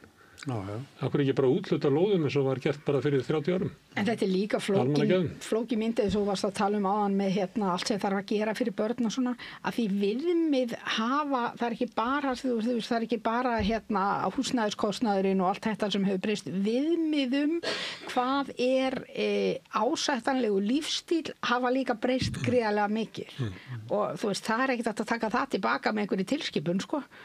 Það er bara Nei, ég held að skipta máli við verðum að búa í menningu sem hefur þrek til að standast það.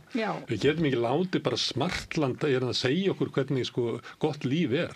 Hvaða aumingjaskapur er það? Að láta fyrirferðina í þessu svona eyðslu trillingi vaða svona yfir menningun okkar. Nú gifta sig bara allir í einhverjum köstum og eitthvað svona, það er bara maður er að lesa eitthvað svona og maður hugsa býtu, er þetta landið sem ég bý í? Ég þekki bara engan sem gifti sig í kastala. Næst farið fyrir fólk að gifta sig líklega í svona auðmannaferðum út fyrir guðukólfið. Ég býtti fréttum fyrir á landsfundi Miðflokksins en hengi ykkur eitthvað illa að telja en hér er transkona mætti á landsþingið og henni var sagt að hún væri skömm við kvenþjóðina þegar hún mætti skömm fyrir kvenþjóðina þannig að þetta heilbrigð skynsemi ekki. Já. Já. Róttækar rökhyggjan nær náttúrulega ekki yfir þetta, það ekki, manngæska ekki í raun rökleg. Nei. Og það sé til alls konar kenningar í siðfræði og svoleiðis sem þetta rekið sér fara.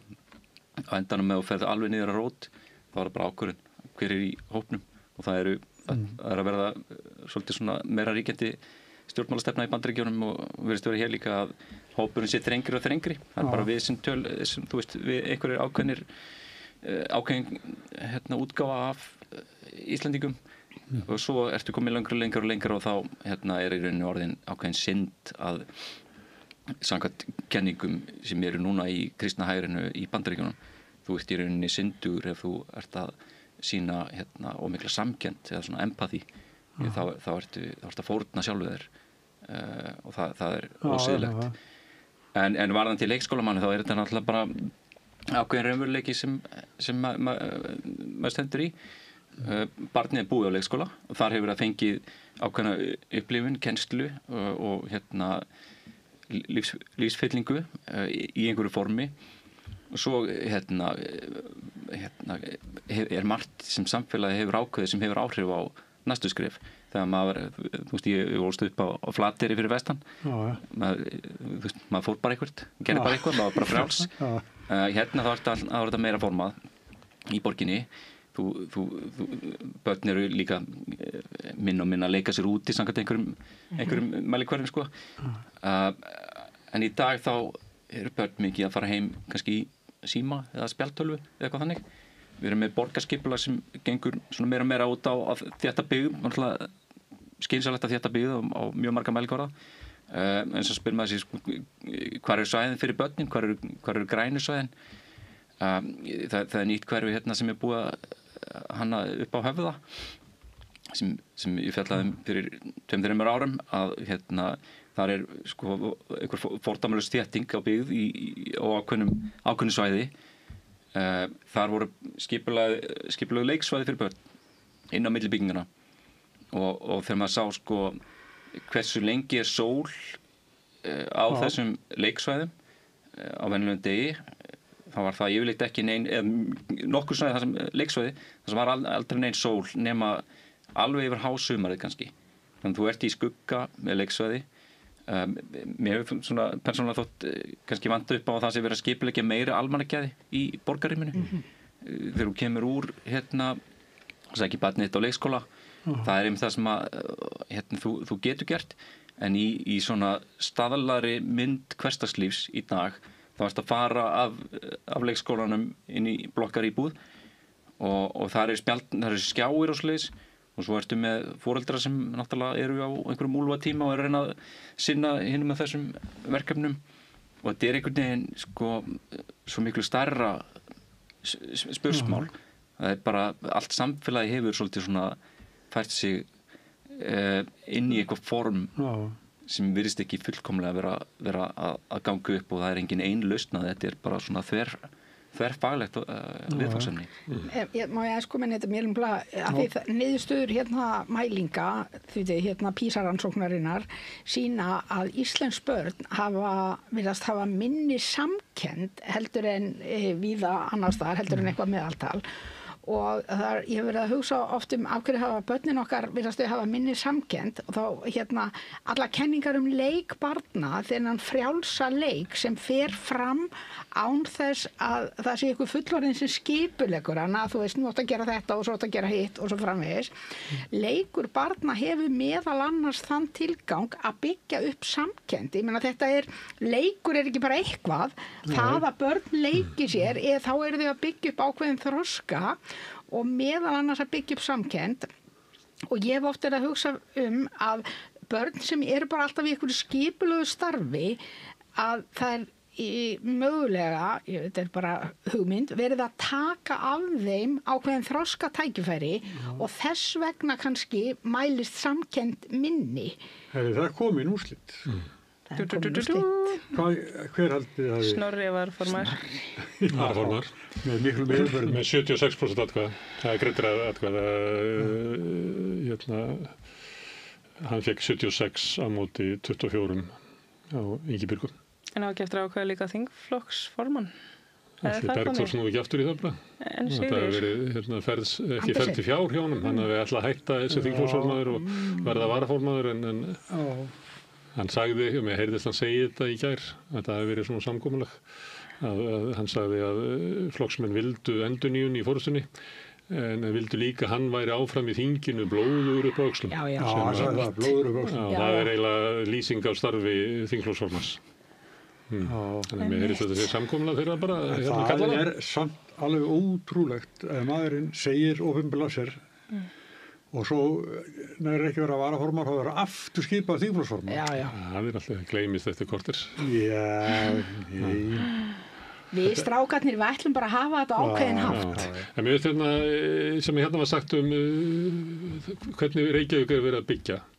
Þá það náttúrulega þannig að þetta var keyrt áfram af vilja verktaka og það var eftirspurn og til dæmis íbúðir niðri í bæ seldust á hærra verði og verktakarnir vildu byggja þar og þétting byggðar snerist það.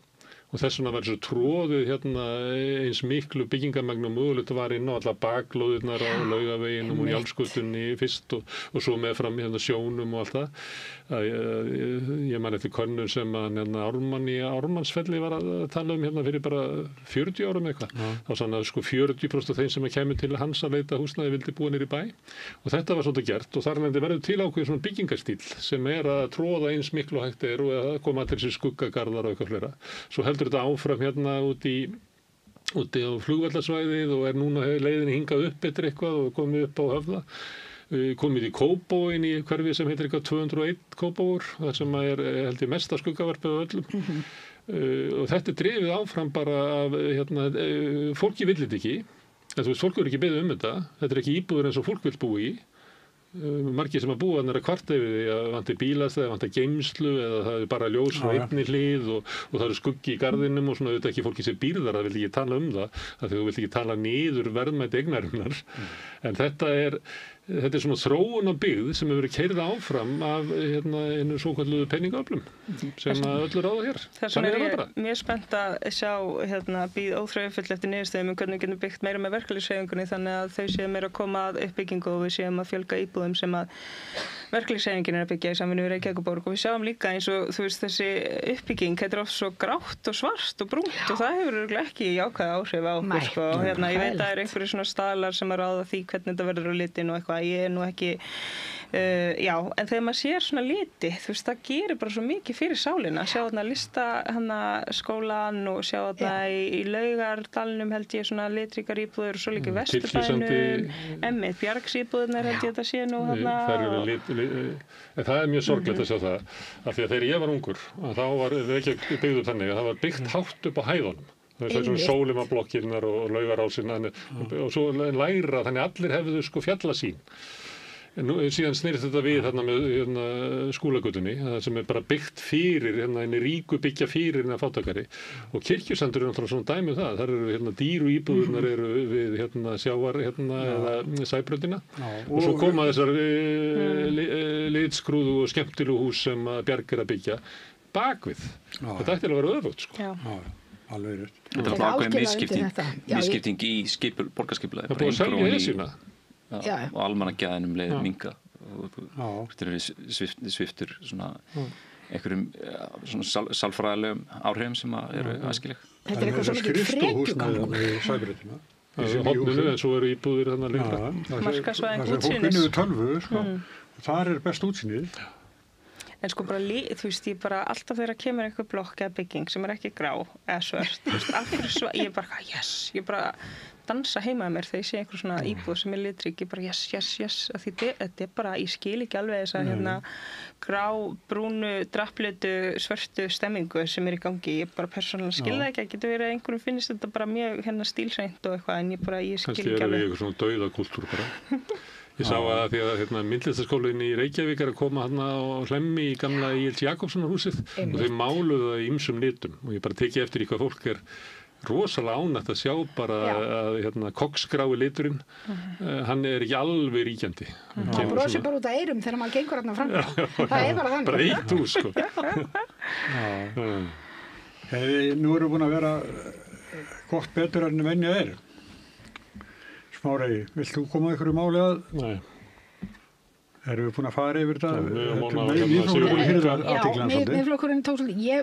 Eðlilega? Já, ég hef nefnilega, mér langaði svo að tala þjóðaratkvæðagreiðslur, en við kannski bara fáum eitthvað annað tækifæri til þess. Því að það sem ég er ána með að ríkisstjórnin okkar skuli ætla að halda þjóðaratkvæðagreiðslu áframhald viðræðna við ESB. Ég er mjög ána með það, en það sem ég skil ekki og er ekki búin að sjá alveg hvernig vegum að geta gert. Hvernig ætlar ríkisstjórn að leggja af stað í þjóðaratkvæðagreiðslu þegar ekki er búið að afgreiða niðurstöður úr síðustu þjóðaratkvæðagreiðslu sem haldin var á Íslandi?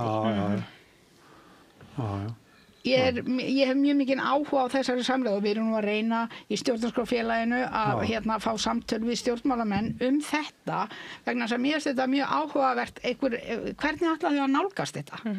Og vera líka trúverðug. Vilji þjóðarinnar, hvenær gildir hann? Já, gildir hann bara þegar við erum sammála niðurstöðinni. Það er heilbæri skynsemi ráðin. Það er hún, enn og aftur. En hér skulum bara þetta. Jón Trausti, ritstjóri Heimildarinnar. Nei. Framkvæmdastjóri. Já, framkvæmdastjóri Heimildar, ritstjóri Mannlífs.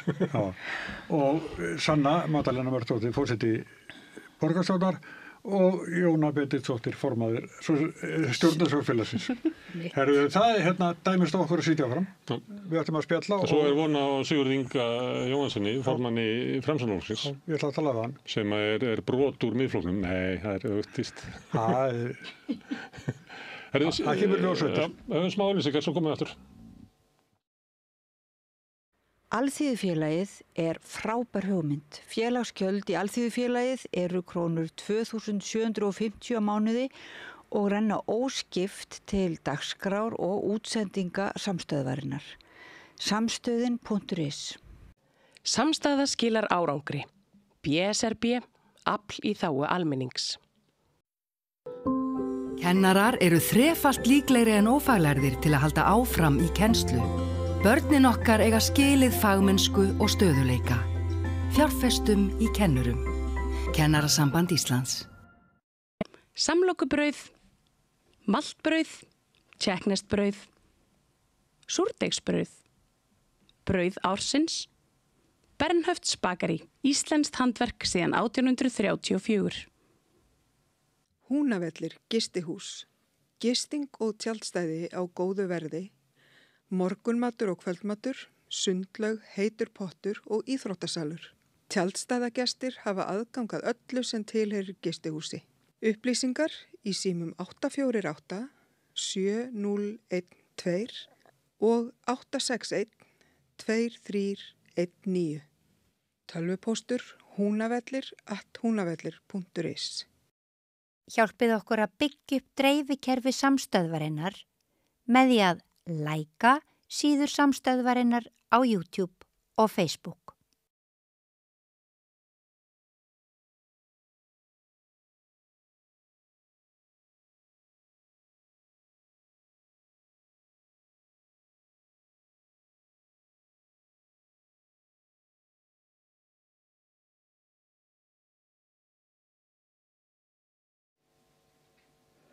Já, Sigurður Ingi Jóhannsson, formaður Framsóknarflokksins, kemur hérna eftir og Sigurður ætlar að ræða við hann stöðu flokksins og pólitíkina og þingið og margt fleira. Kannski stöðu Sigurðar sjálfs, kemur ljós. En það miðflokkurinn átti sviði hjá okkur áðan? Já, hann átt þessa helgi náttúrulega. Já, og ég veit ekki hvað voru kjósa í stjórnir flokksins en varaformaður var kosinn Snorri Másson. Nú það ekki alltaf sem það skiptir miklu máli, hver er varaformaður? Heldur það skiptir máli í þessu tilfelli? Já, ég held að þessi varaformaður sé svolítið fyrirvera mikill, sko. Já. Hann er ófeiminn, gamanhaldaræður. Já, en hann talaði svolítið svona eins og umsækjendum varaformannsembætti. Hann talaði að stundu þannig að það var í gamla dag, ég veit ekki hvort það sé ennþá. Þá var sko formaðurinn átt að vera á svona vígvellinum, en varaformaðurinn átt að vera að byggja upp innra starf, það var oft hans hlutverk. Þannig var þetta oft hugsað. Hann talaði svolítið þannig að annars vegar þetta sem þú varst að vísa í að hann taldi sig, eða hvort það var Jón Trausti sem var að vísa í það að hann teldi sig hafa svona leið til þess að ná til fólks í flóknu fjölmiðlaumhverfi. Og svo var hann líka að tala það að fara landið og hafa svona vakningasamkomur til þess að ná til unga fólksins sem við þurfa, sko. Ég sá svona myndir af þessu og kannski þetta þannig að yngra fólk bara sér ekki tilgangi í að koma á fundi, að lifi svo mikið í netheimum. En þegar maður horfir svona yfir svæðið þá þetta náttúrulega svolítið eins og, ég veit ekki, kaffistofan á Hreyfli eða eitthvað. Það svolítið svona einsleit hjörð eldri kalla. Já, margir sköllóttir þarna. Já. Og menn sita svona eitthvað, svolítið mikið. Þannig að þetta svona flókin hjörð fyrir unga manni. Ég held að Snorri bara 27 ára eða eitthvað slags. 28, ég kannski á það. Hann kornungur. Hann á hraðferð í pólitíkinni. Já. Já, hann fekk ágætis, svona sæmilega kosningu, þegar ekki? Miðflokkur ekki svona glimrandi kosningu síðast í Reykjavík. En hann og Sigurður Andersen fór inn. Já. Ég veit ekki hvort að hann hafi fengið fleiri atkvæði en Sigurður, ég man það bara ekki. Talandi Sigurði, ég var búinn að spá því að hún þingflokksformaður. Já, þá varst það ekki ráð fyrir því að hann færi, hann Bergþór. Já, Sigurður hefur það mikla þingreynslu og ákveðin. Reykjavík Suður, þar Snorri, hann fekk 10,5. En í Reykjavík Norður þá fekk Sigurður Andersen 8,9. Hann fekk svona ívið meira en hún. Þannig að það svona ágætis árangur. Já. Svona... Eru þau bara 2 þingmenn úr Reykjavík? Já. Svo eru þau með 2 úr norðaustri, held ég. Bara 1 á Suðurlandi. Ingibjörg í norðvestri. Já, ekki annar en það með henni þar. Svo eru bara 1 í Suðurlandi. Nei, Suðvestri eru með 2. Það Beggi.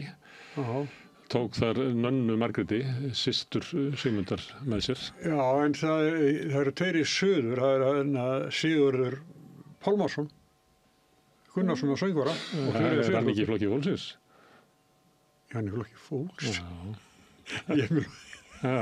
Þá vitum við það, sko. Við séum ekki færa hann á milli flokka. En það er bara Karl Gautir einn í Suðurkjördæmi og síðan eru 2 í norðaustri. Það er Sigmundur Davíð Gunnlaugsson og einhver myndi segja Þorgrímur sonur hans. Hann er Sigmundsson. Og svo eru við með einn í norðvestri. Það er náttúrulega svo fáið þingmenn þar að Ingibjörg þar einn. Og svo eru þau með sikkotni í Reykjavík. En það eins og við komum fram sko, það er ekki að sjá í könnunum að flokkurinn sé í einhverju flugi. Hann náði svolítið flugi í aðdraganda síðustu kosninga. Og þá voru við í einhvern tímann meldist hann með meira fylgi eða ekki heldur en Sjálfstæðisflokkurinn.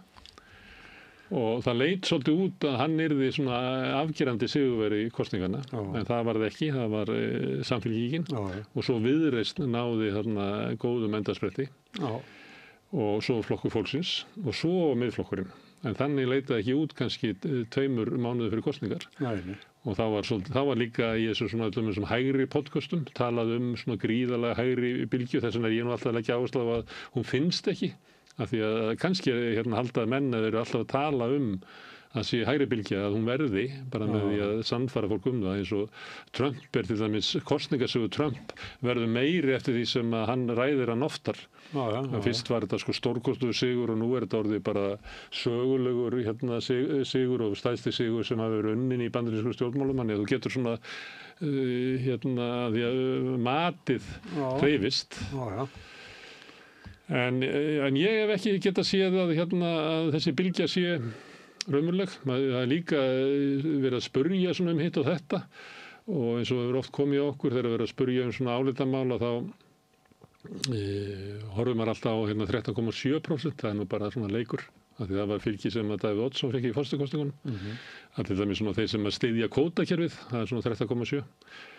og í mér svona álitamála þegar ég fæði klára það, svo skoðar það hvaðan koma þessi kjósendur og þetta er kannski svona afstaða sem að forysta Miðflokksins rekur mjög hart og forysta Sjálfstæðisflokksins svona frekar hart, að þá það yfirleitt þannig að það kannski helmingur af kjósendur Sjálfstæðisflokksins sem á þessari línu, sem svona miðflokkslínan, en kannski svona bara 40% af kjósendum Miðflokksins sem það, þannig að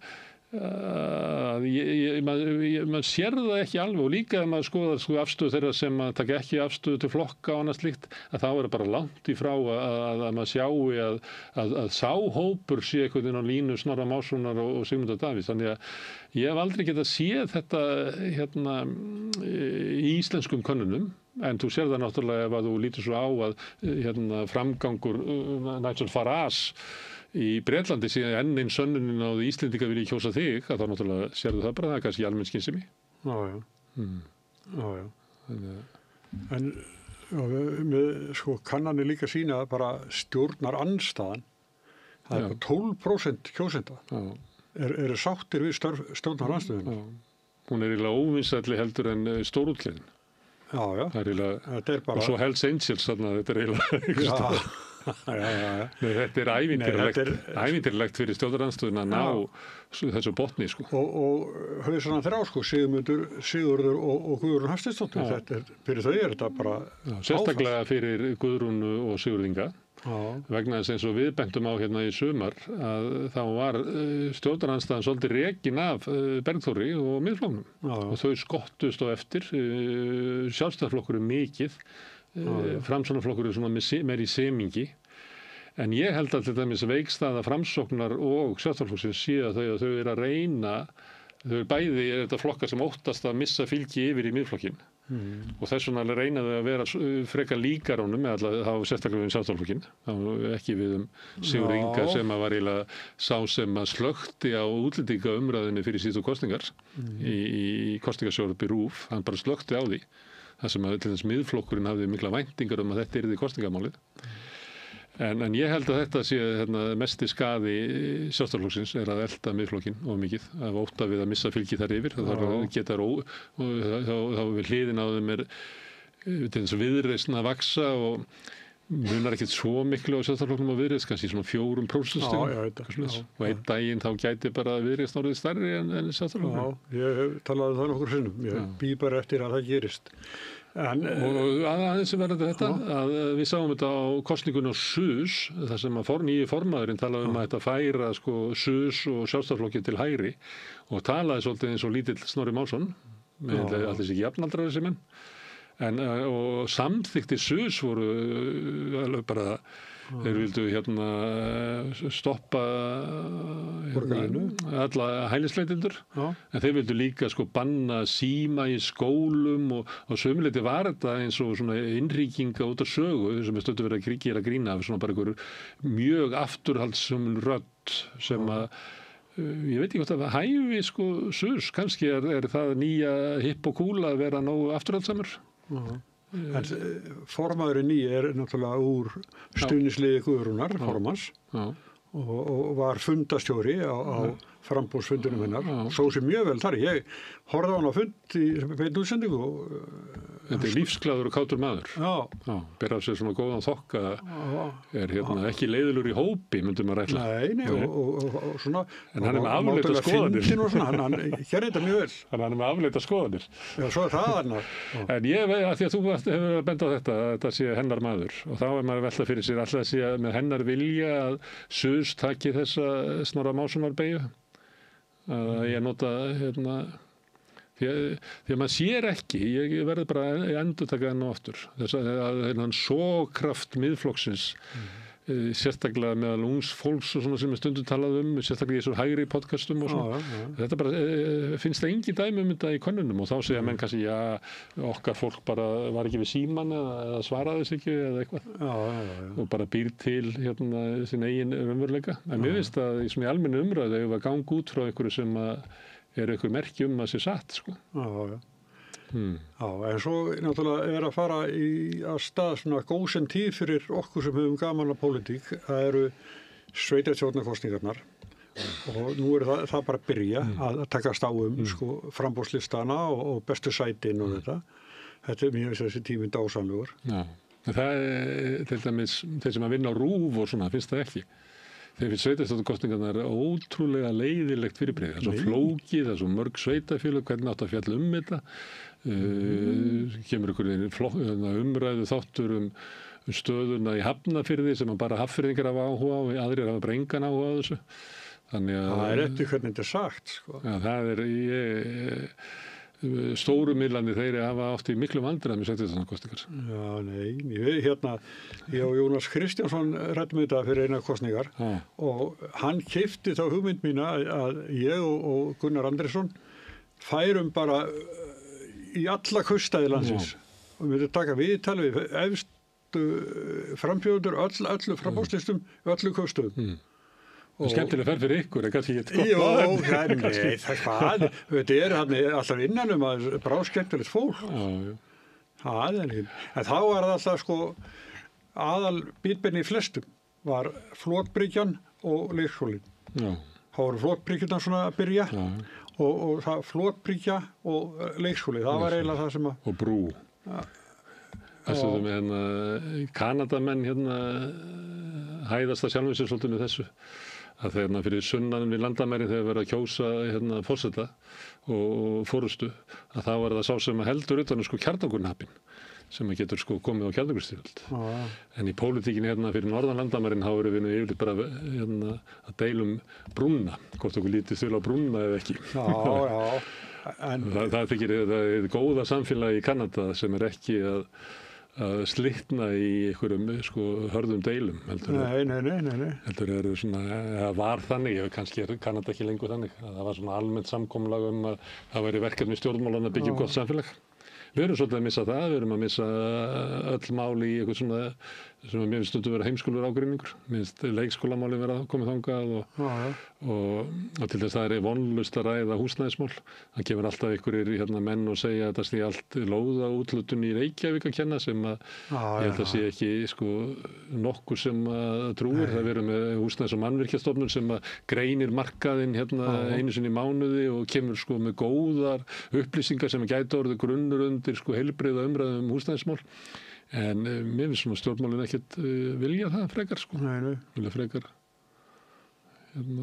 Herðu, en þú ætlar að fá hann Singa, eins og hann var eins og kallaður. Sigurði, hann kallaður Ingi. Kallaður Ingi af sínu fólki. Sko. Af sínu fólki. Já, það var einhver sunnlendingur sem sagði með það. Það vandræði fyrir okkur sem erum frekar kallaðir millinafninu. Þannig að maður skorar ekki hjá honum að kalla hann Sigga. Nei, sko, en já, það er margt að spyrja þegar hann kemur hérna. Já, við erum búið að vera svolítið lengi á leiðinni, við höfum oft talað framsókn og úlfakreppuna sem að sáflokkur í. Já, sko, Smári, hann er núna, síðustu viku að Daði Már, þetta er svona koma að... Já, þeir hafa komið hingað, allir hafa komið hingað, nema að við fengum aldrei Bjarna Ben, hann var alltaf út á landi. Katrín Jakobsdóttir kom heldur ekki. Og Sigmundur Davíð er aldrei komið, hann svarar ekki skilabóðum. Þannig ef við værum til dæmis með spursmál á mokkanum, þá myndum við segja að Sigmundur Davíð, hann þorir ekki að koma hingað og ef Sigmundur Davíð er að hlusta, þá hvet ég hann til þess að telja í sig kjark og koma hingað á rauðaborðinu eins og fullorðið fólk gerir. Hann er örugglega ekki að hlusta, hann er örugglega landsfundurum. Ég treysti á því að Snorri Másson er svo tæknilega innstiltur, hann búið til klipp og sendi formanninu sínum. Já, nema þá er líka Snorri bara fínn, sko. Já, hann hefur nú komið hingað oftar en einu sinni. Nei, ég segi eftir að maður var að fara maður, sko. Hérna talaði við Hrönd-flokksins. Herðu, en við ætlum að gera smá hlé núna, skjótin auglýsingum og ég ætla að fara heim, en Sigurjón Magnús ætlar að tala við Sigurð Inga, formann Framsóknar, eftir augnablik.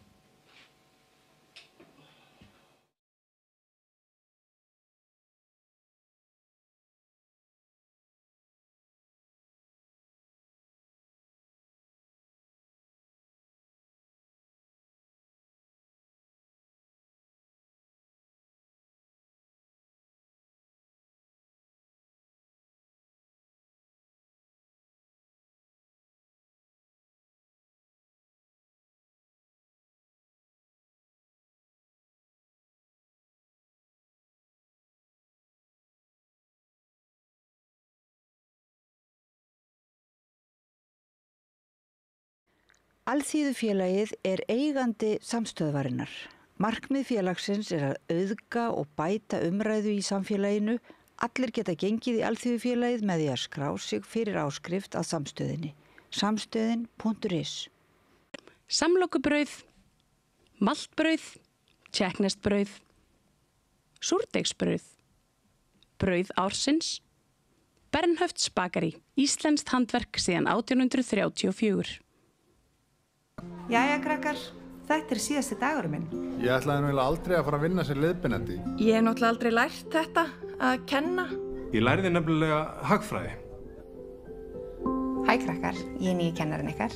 Ég búið með 5 ára kennaranám og ég hlakka til að vera með ykkur þangað til þið útskrifist. Fjárfestum í kennurum. Kennarasamband Íslands. Samstaða skilar árangri. BSRB, afl í þágu almennings. Húnavellir gistihús. Gisting og tjaldstæði á góðu verði. Morgunmatur og kvöldmatur, sundlaug, heitur pottur og íþróttasalur. Tjaldstæðagestir hafa aðgangað öllu sem tilheyrir gistihúsi. Upplýsingar í símum 848 7012 og 861 2319. Tölvupóstur hunavellir@hunavellir.is. Gerist áskrifundur á samstöðinni og taki þátt í að byggja upp öfluga og róttæka samfélagsumræðu.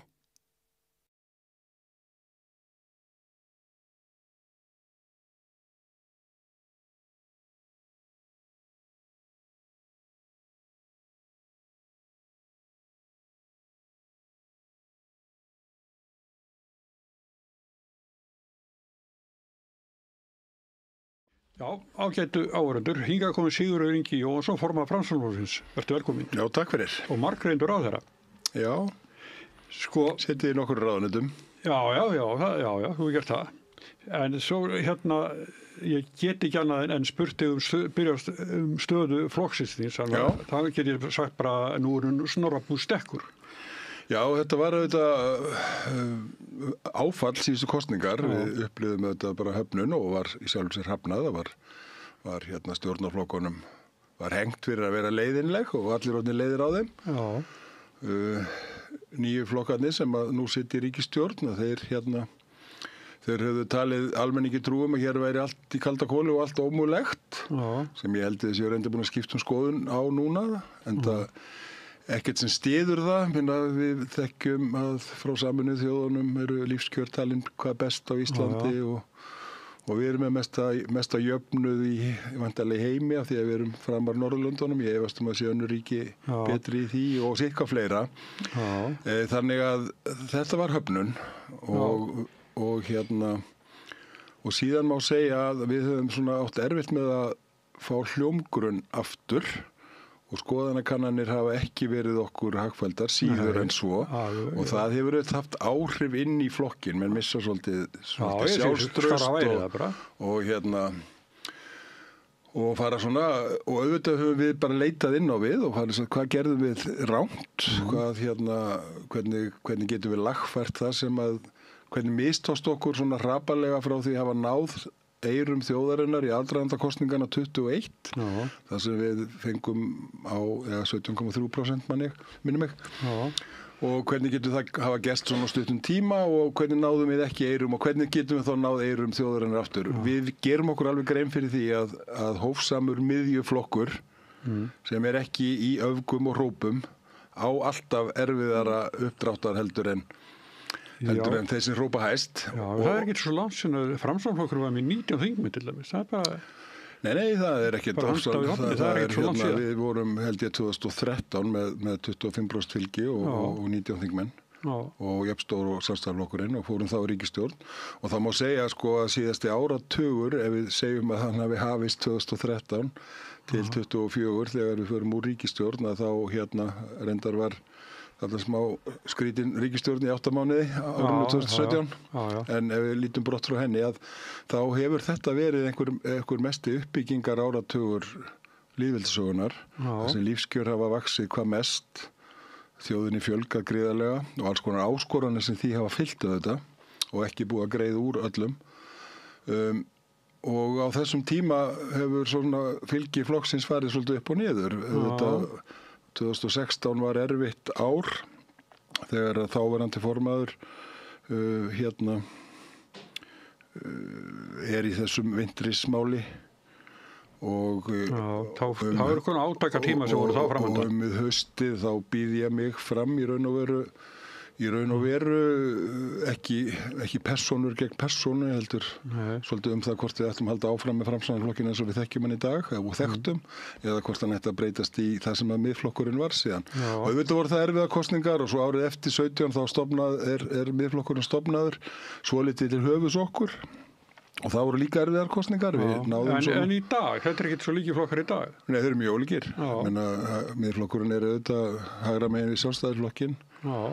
Og en við höfum svolítið haldið okkar línu og ég ætla að halda því fram, Sigurjón, að hljómgrunnur fyrir stefnu hófsams miðjuflokks eins og Framsóknar sem er róttækur umbótaflokkur sem byggir afstöðu sína á því að það sé atvinna fyrir alla og verðmætasköpun sem við síðan notum til þess að byggja undir velferðina. Byggjum á samvinnu og allir þegnar landsins hafa jafnræði hvað sem búa, hvað kyni sem og alveg óháð búsetu og fjárhag. Ég ætla að halda því fram að stefna slíks flokks en hljómgrunn, en það er vandasamt í svona skautuðu samfélagi sem við því miður erum orðin. Ég hef bara sagt við þurfum ekki að elta menningarstríði í Bandaríkjunum og við þurfum alls ekki að fara yfir í það sem að gerast í Evrópu, það sem hver hægri populistiska hreyfingin að yfirteka hvert landið á fætur öðru. Holland, Frakkland, Þýskaland og fleiri lönd. Við getum svolítið bara verið okkar eigin forsendum, en þá verðum við að vera duglegri, betri í að koma þessum sjónarmiðum á framfæri og það er það sem við höfum verið að horfa inn í. Ég er ekki minn einar forsendur til að reyngja þegar þú tala stöðu efnahagsmála eða Nei, ég var bara að vitna í alþjóða fyrirtæki. Jú, ég gerði það nú reynar hérna. Já, en þegar að þú sást nú í kosningasjárhópinu, hvað leið illa? Já. Já, daginn eftir kosningarnar þegar ég datt inn og viljum út. Já, það var bara, auðvitað voru þetta hörmulegar kosningar og morguninn var ég svona búin að bara eins og maður þarf að gera þegar maður er í þessu starfi að setja sig við niðurstöðuna og fara að horfa til þess og ég sá að þarna var Willum inn á þingi, gríðarlega öflugur maður og leiðtogi og það var auðvitað bara ömurlegt hlutskipti að detta inn á hans kostnað og ég býst við að það hefði sést á andlitin á mér. Já, það gerir það. En það er alveg augljóst en í þessu öllu saman sem búið, það eru kosningarna voru, þið komið mjög illa út úr þeim, skoðanakannir allar götu síðan. Já, núna síðast Gallup var upp alveg 30% ef maður leikur sér með það en auðvitað ekki ásættarlega tölur, tæmlega 6% og prósent í gæri yfir 7. En hefur aldrei bara hort á sjálfa þeim speglu og segja já, ekki hætta þessu? Jú, sem formaður verður þú að gera það alveg reglulega og ekki bara þegar eitthvað bjátar á, menn þú þarf alltaf að spyrja þig ert þú rétti maðurinn, ert að gera réttu hlutina, flokkurinn á réttri leið, væri hann betri án þín eða eitthvað slíkt. Og ég hef þá afstöðu og mér finnst svo mikilvægt að Framsóknarflokkurinn hann er með svo sterkt bakland og sterkt kerfi að við erum til dæmis núna eða semst eftir kosningarnar, þá fór ég út í janúar, febrúar og mars og fór á einhverja 45 fundi cirka, hringinn í kringu landi og talaði gríðarlega mikið af fólki. Svo vorum við miðstjórnarfund á Akureyri og það var svona bara, mér fannst vera flokkurinn svolítið að vera að ná aftur áttum að, þetta var ömurlegar kosningar en nú þyrftum við bara að halda áfram. Svo í sumar, hugsanlega út af veiðigjaldsumræðinni eða einhverju öðru, við vorum vissulega með annan málflutning og við völdum ekki að fara í málþóf, við vorum að reyna að knýja stjórnarflokkana að samningsborði og ég er enn svektur yfir að það hafi ekki tekist og finnst svolítið eins og þar hafi eiginlega bara reynsluleysi nýju ríkisstjórnarinnar komið í ljós og kannski líka því að þau vildu bara hafa valdabaráttu En allavega skoruðum við ekki á því og vorum spyrt saman við það að við værum að leika okkur í málþófi fyrir ríkustu fjölskyldu landsins sem þetta allránt. En hluta málþófinu gekk svolítið út á það. Tenging til þess fór sem Sjálfstæðisflokksins er svo eindregin niður í hús atvinnulífsins. Já, ég ætla ekki að tala Sjálfstæðisflokkinn, ég ætla að segja að við lögðum áherslu á að litlu fyrirtækin, sérstaklega þau sem lifa á þorski, þau eru ekki búin að fara í gegnum jafn mikla möguleika til hagræðingar eins og fyrirtækin sem eru í uppsjávartegundunum og ekki einn stór.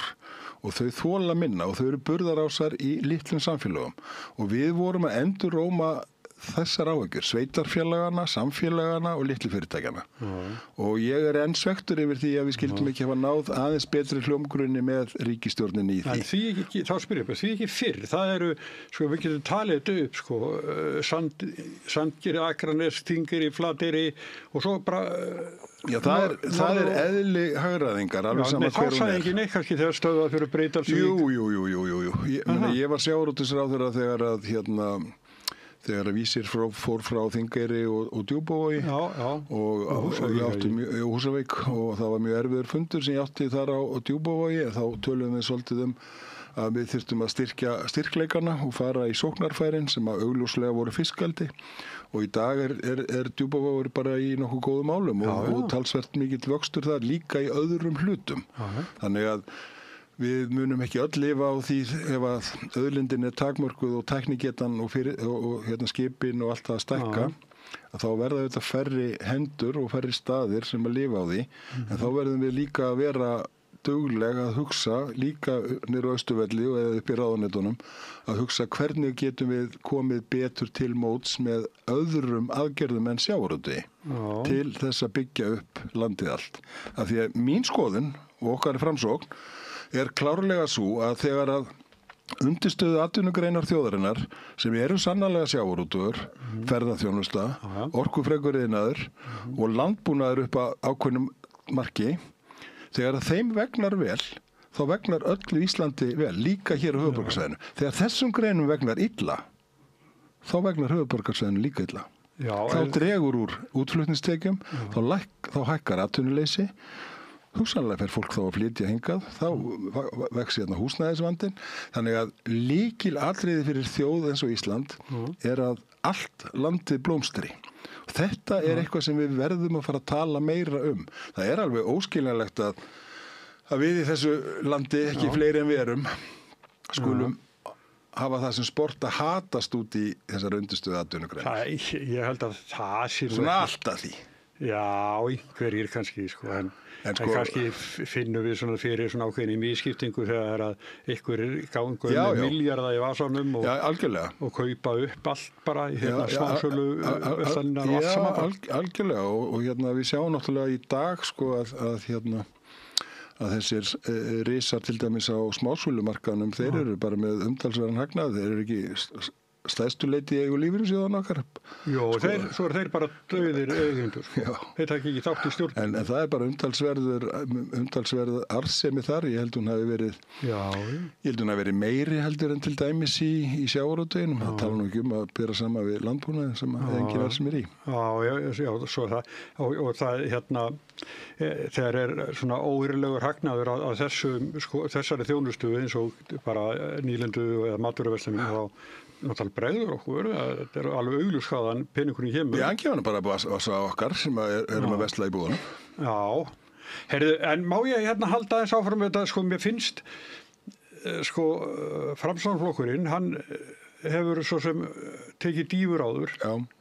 En þetta er dýfsta dýfan. Já, hún er það. Og framundan er flokksþing, þetta er það ekki okkur? Jú, við erum með bara miðstjórnarfund sem er 2 ári. Já. Ég fór aðeins af leið á þann, ég var svo æstur yfir atvinnulífinu og verðmætasköpuninni. En við vorum með miðstjórnarfund í mars á Akureyri. Já. Og erum síðan núna með miðstjórnarfund hérna í Reykjavík bara næstu helgi, bara eftir viku.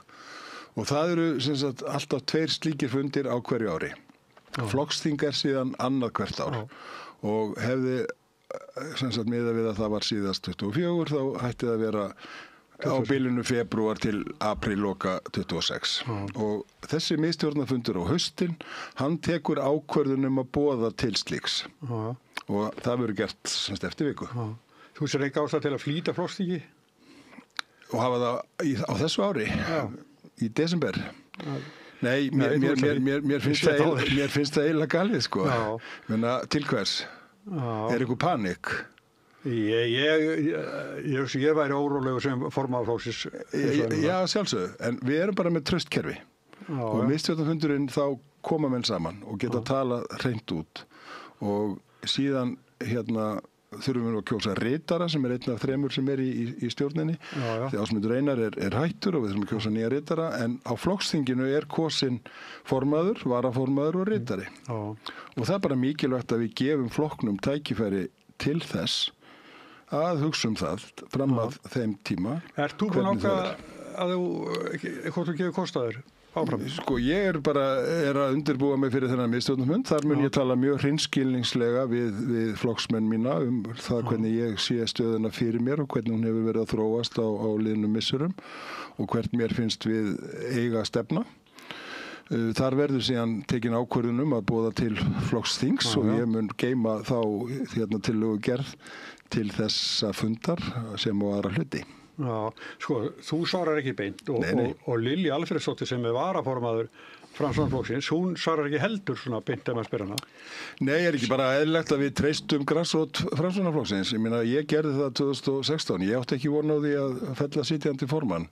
En grassrótin, það er hún sem ræður för, ekki ég eða Lilja eða Jón eða Pétur eða Gunna eða Sigga, sko. Nei, sko, sem formaður flokksins þá náttúrulega...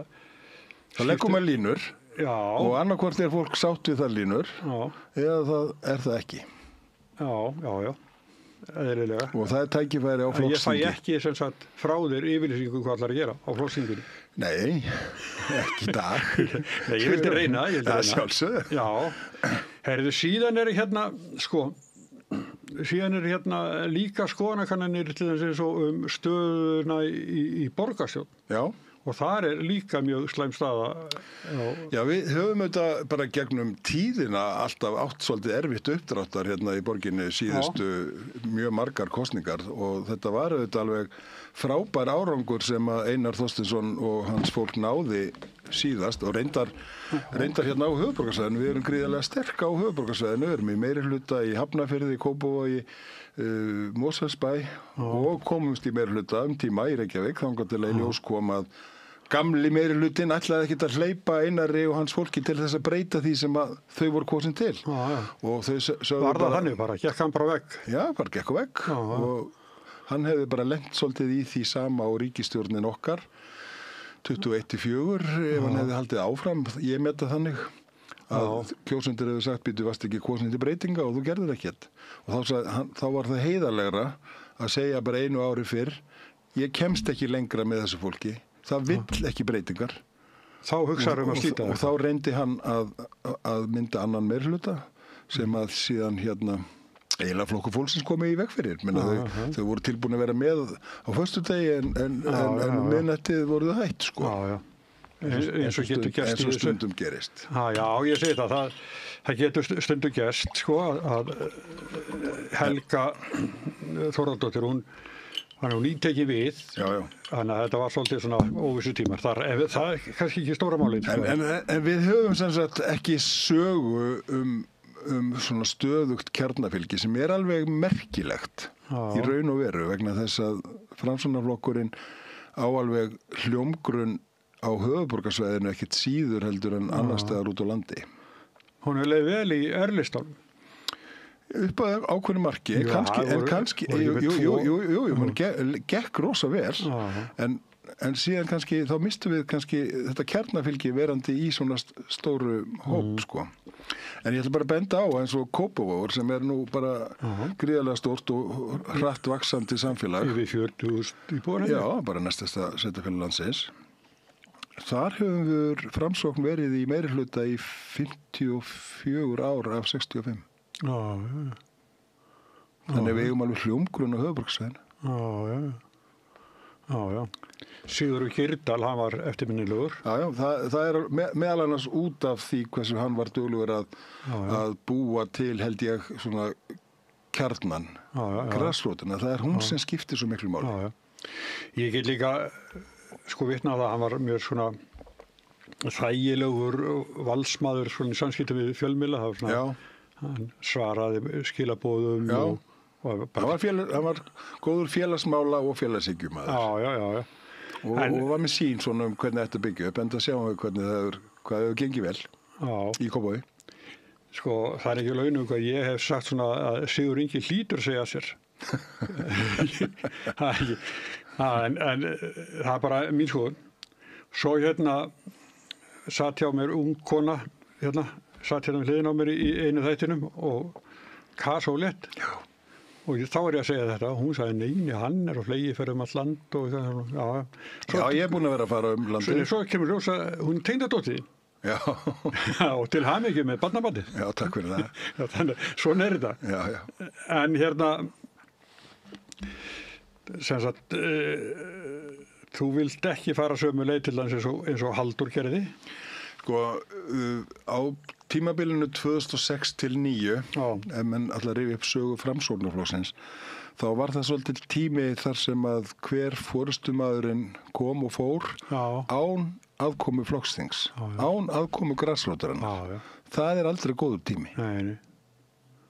Þannig að ég legg bara áherslu á að við treystum fólkinu í flokknum, treystum því kerfi sem við erum búin að búa til, höldum flokksþing og þar er bara kosin ný forysta. Já, á þeim tíma var bara margir formenn. Ég talaði einu sinni við Halldór heitinn og hann var mjög á þessum tíma þess að fólk eins og þú segir var bara kosið einhverjum nefndum eða stjórnum innan flokksins.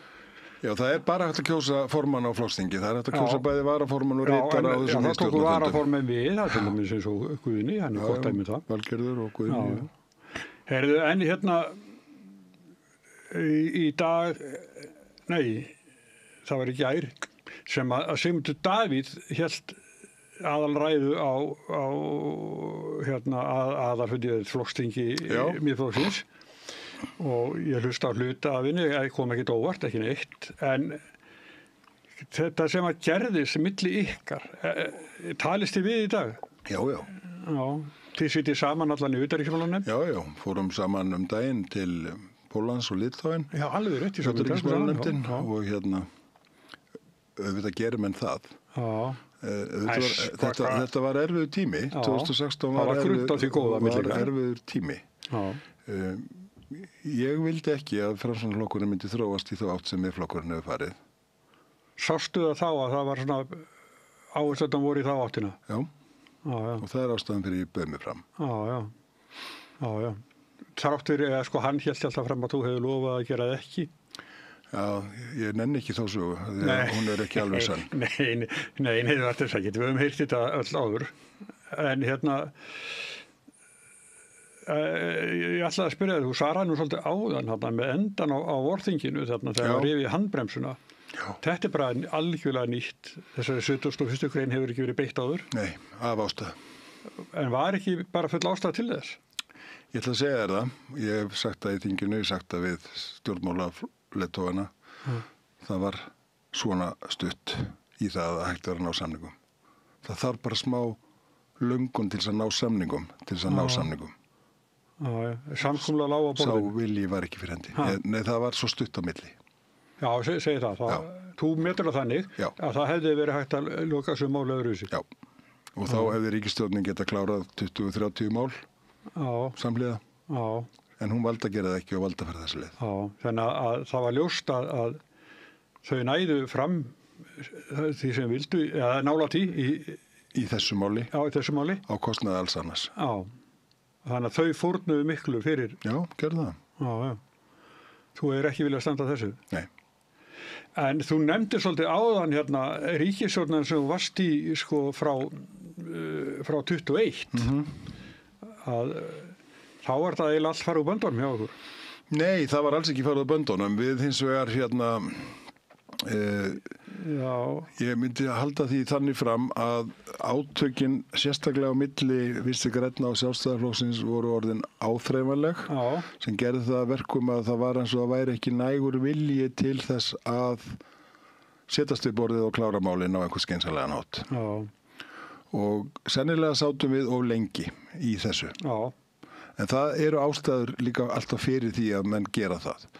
Það var til að mynda í janúar 24 alveg ástæða til þess að staldra við.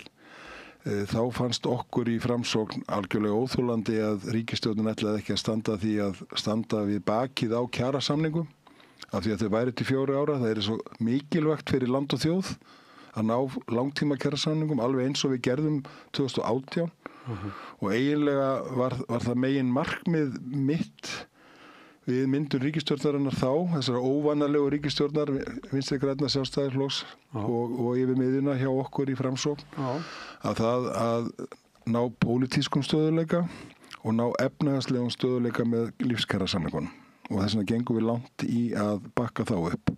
Við vildum gera þetta sama þarna í kjarasamningunum síðustu. Það var ekki algjör samstaða það en við ákvaðum að sitja í ríkisstjórnin og klára þetta vegna þess að okkur fannst það mikilvægara fyrir land og þjóð að ná kjarasamningum heldur en að hugsanlega að fá nokkrum prósentum herra í kosningum 6 vikum síðar. En breyttist ekki mikið við það að Katrín fór? Jú, það gerði það líka og hefði líka verið alveg og var alveg til umfjöllunar hvort að við ættum þá ekki að segja að þetta veri gott en þá hefði kosningarnar verið viku undan forsetakosningunum. Sem hefði kannski verið gott. En kannski í baksýnisspeglinum. Við trúðum því aldrei að Sjálfstæðisflokkur myndi sprengja sína eigin ríkisstjórn. Nei. Við ætlum að kjósa vorið 25. Þá hefði staðan verið miklu betri. Við erum búin að ná verðbólgunni neðar heldur en núverandi ríkisstjórn hefur náð. Við vorum á góðri leið. Forsendur geta verið misjafnar á hverjum tíma líka. Og við höfum klárað fleiri mál sem við vorum ekki nægilega komið langt með. Þannig að ég held að það hefur verið betra. En svo fór sem fór, það þýðir ekki að sýta það. Nei, það frægt þegar að Katrín Jakobsdóttir sagði Bjarna Ben að hann væri besti samstarfsmaður sem hún hefur haft. Hvað, gleymdu mér? Já, sleppti þér. En mér finnst einhvern veginn að þér hafi ekkert líka og vel við Sjálfstæðisflokkinn undir að síðasta. Nei, ég hef ekki dregin eitt dul á það að í þessari ríkisstjórn 21 til 24 að þá hafi þeir verið erfiðar í samstarfi heldur en Vinstri grænir sem að fyrir okkur framsóknarmenn eru oft með skrýtnar skoðanir og við teljum það öfga en það var hægt að ná einhverju samkomulagi við þá á meðan að mér fannst samstarfsfélagar okkar í Sjálfstæðisflokknum nota hvert tækifæri inn í þinginu og jafnvel víðar að svona setja fæturnar fyrir, tefja, fella jafnvel mál sem að okkar mati voru hluti á stjórnarsáttmálanum og hefðu þar alveg átt að fá framgang. Auðvitað kom upp mál þar sem að menn eru ekki með í stjórnarsáttmála og það er ekkert skrítið að það sé tekist á þau.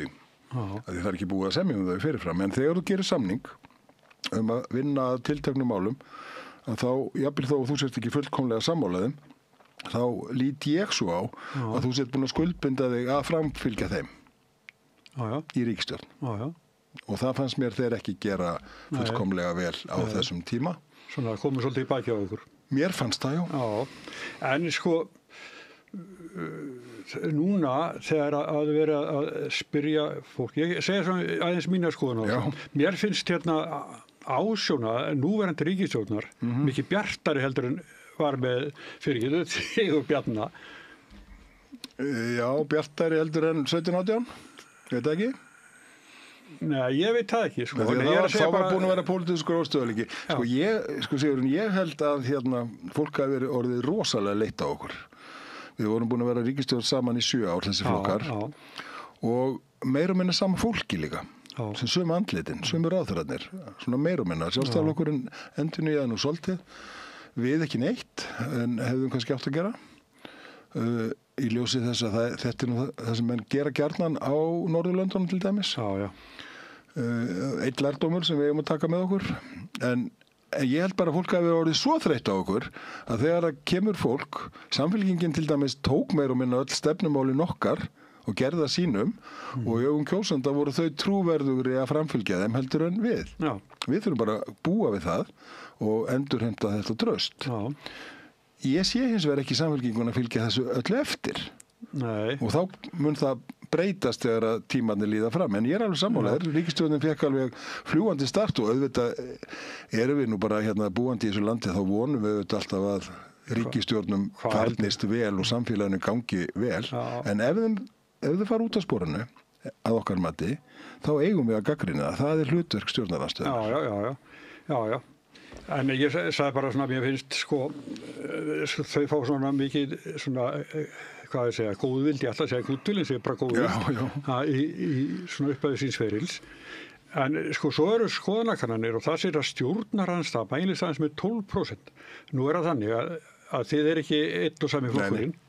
En þetta alveg skuggaði staða. Já, þetta ekki bara eftirkost þessar miklu fjölmiðlaumræðu málþóf? Ég ætla að segja, ég tók einu sinni þátt í málþóf og við tókum ákvörðun að fara í það. Við tókum ekki ákvörðun að fara í málþóf í þessu veiðigjaldsmáli.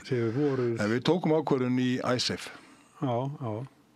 Og við töluðum mjög lengi og mjög mikið. Og ég sé ekki eftir því. Og ég held að þjóðin sé ekki eftir því að við höfum talað í því máli. Málþóf þarf ekki alltaf að vera vont. Nei. En nú eru þið 3 flokkar í stjórnarandstöðu. Já. Og er eitthvað samvinna milli ykkar? Þetta samtal, eðlilega.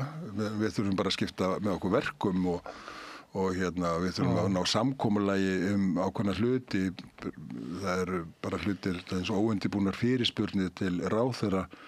Að þá þurfum við að koma okkur saman að stundum kannski getur einn flokkur ekki sinnt sínu og getur þá næsti tekið og fengið þessu tilbaka aftur. Auðvitað samtal og inn í nefndunum erum við í stjórnarandstöðu og eigum ákveðið samtal en það er ekki samstarf eins og í ríkisstjórn. Við erum sjálfstæði flokkar. Já, ég skil. Við sem langminnsti flokkurinn í dag, eins og ósanngjarnt okkur finnst það nú, en þá nú bara lífið svoleiðis, okkur finnst við að óþörfu oft á tíðum spyrt saman í einhver eina stjórnarandstöðu. Af því að við erum ólík. Já, þetta nú sagt á hverju kjörtið. Já, ég held það líka. En auðvitað það verkefni okkar að skilja okkur. Já. Og láta heyrast að við erum með aðra rödd. Já. En það þú segir það að þið sittir kannski hlið inn á fundum utanríkismálanefndar, þú segir mjög það. Það kemur alveg fyrir, það er nú ekki alveg, þetta er ekki alveg föstfætt sætaskipan.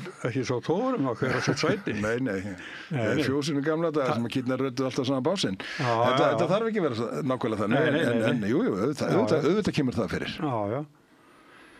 Herðu, ég held nú komin með það svona mesta sem ég ætlaði, nei, við erum ekki, þetta er ekki tími sem við vorum að tala saman, en við ætlum samt að segja þetta hvort að sinni. Ég vona að þú komin til okkar aftur.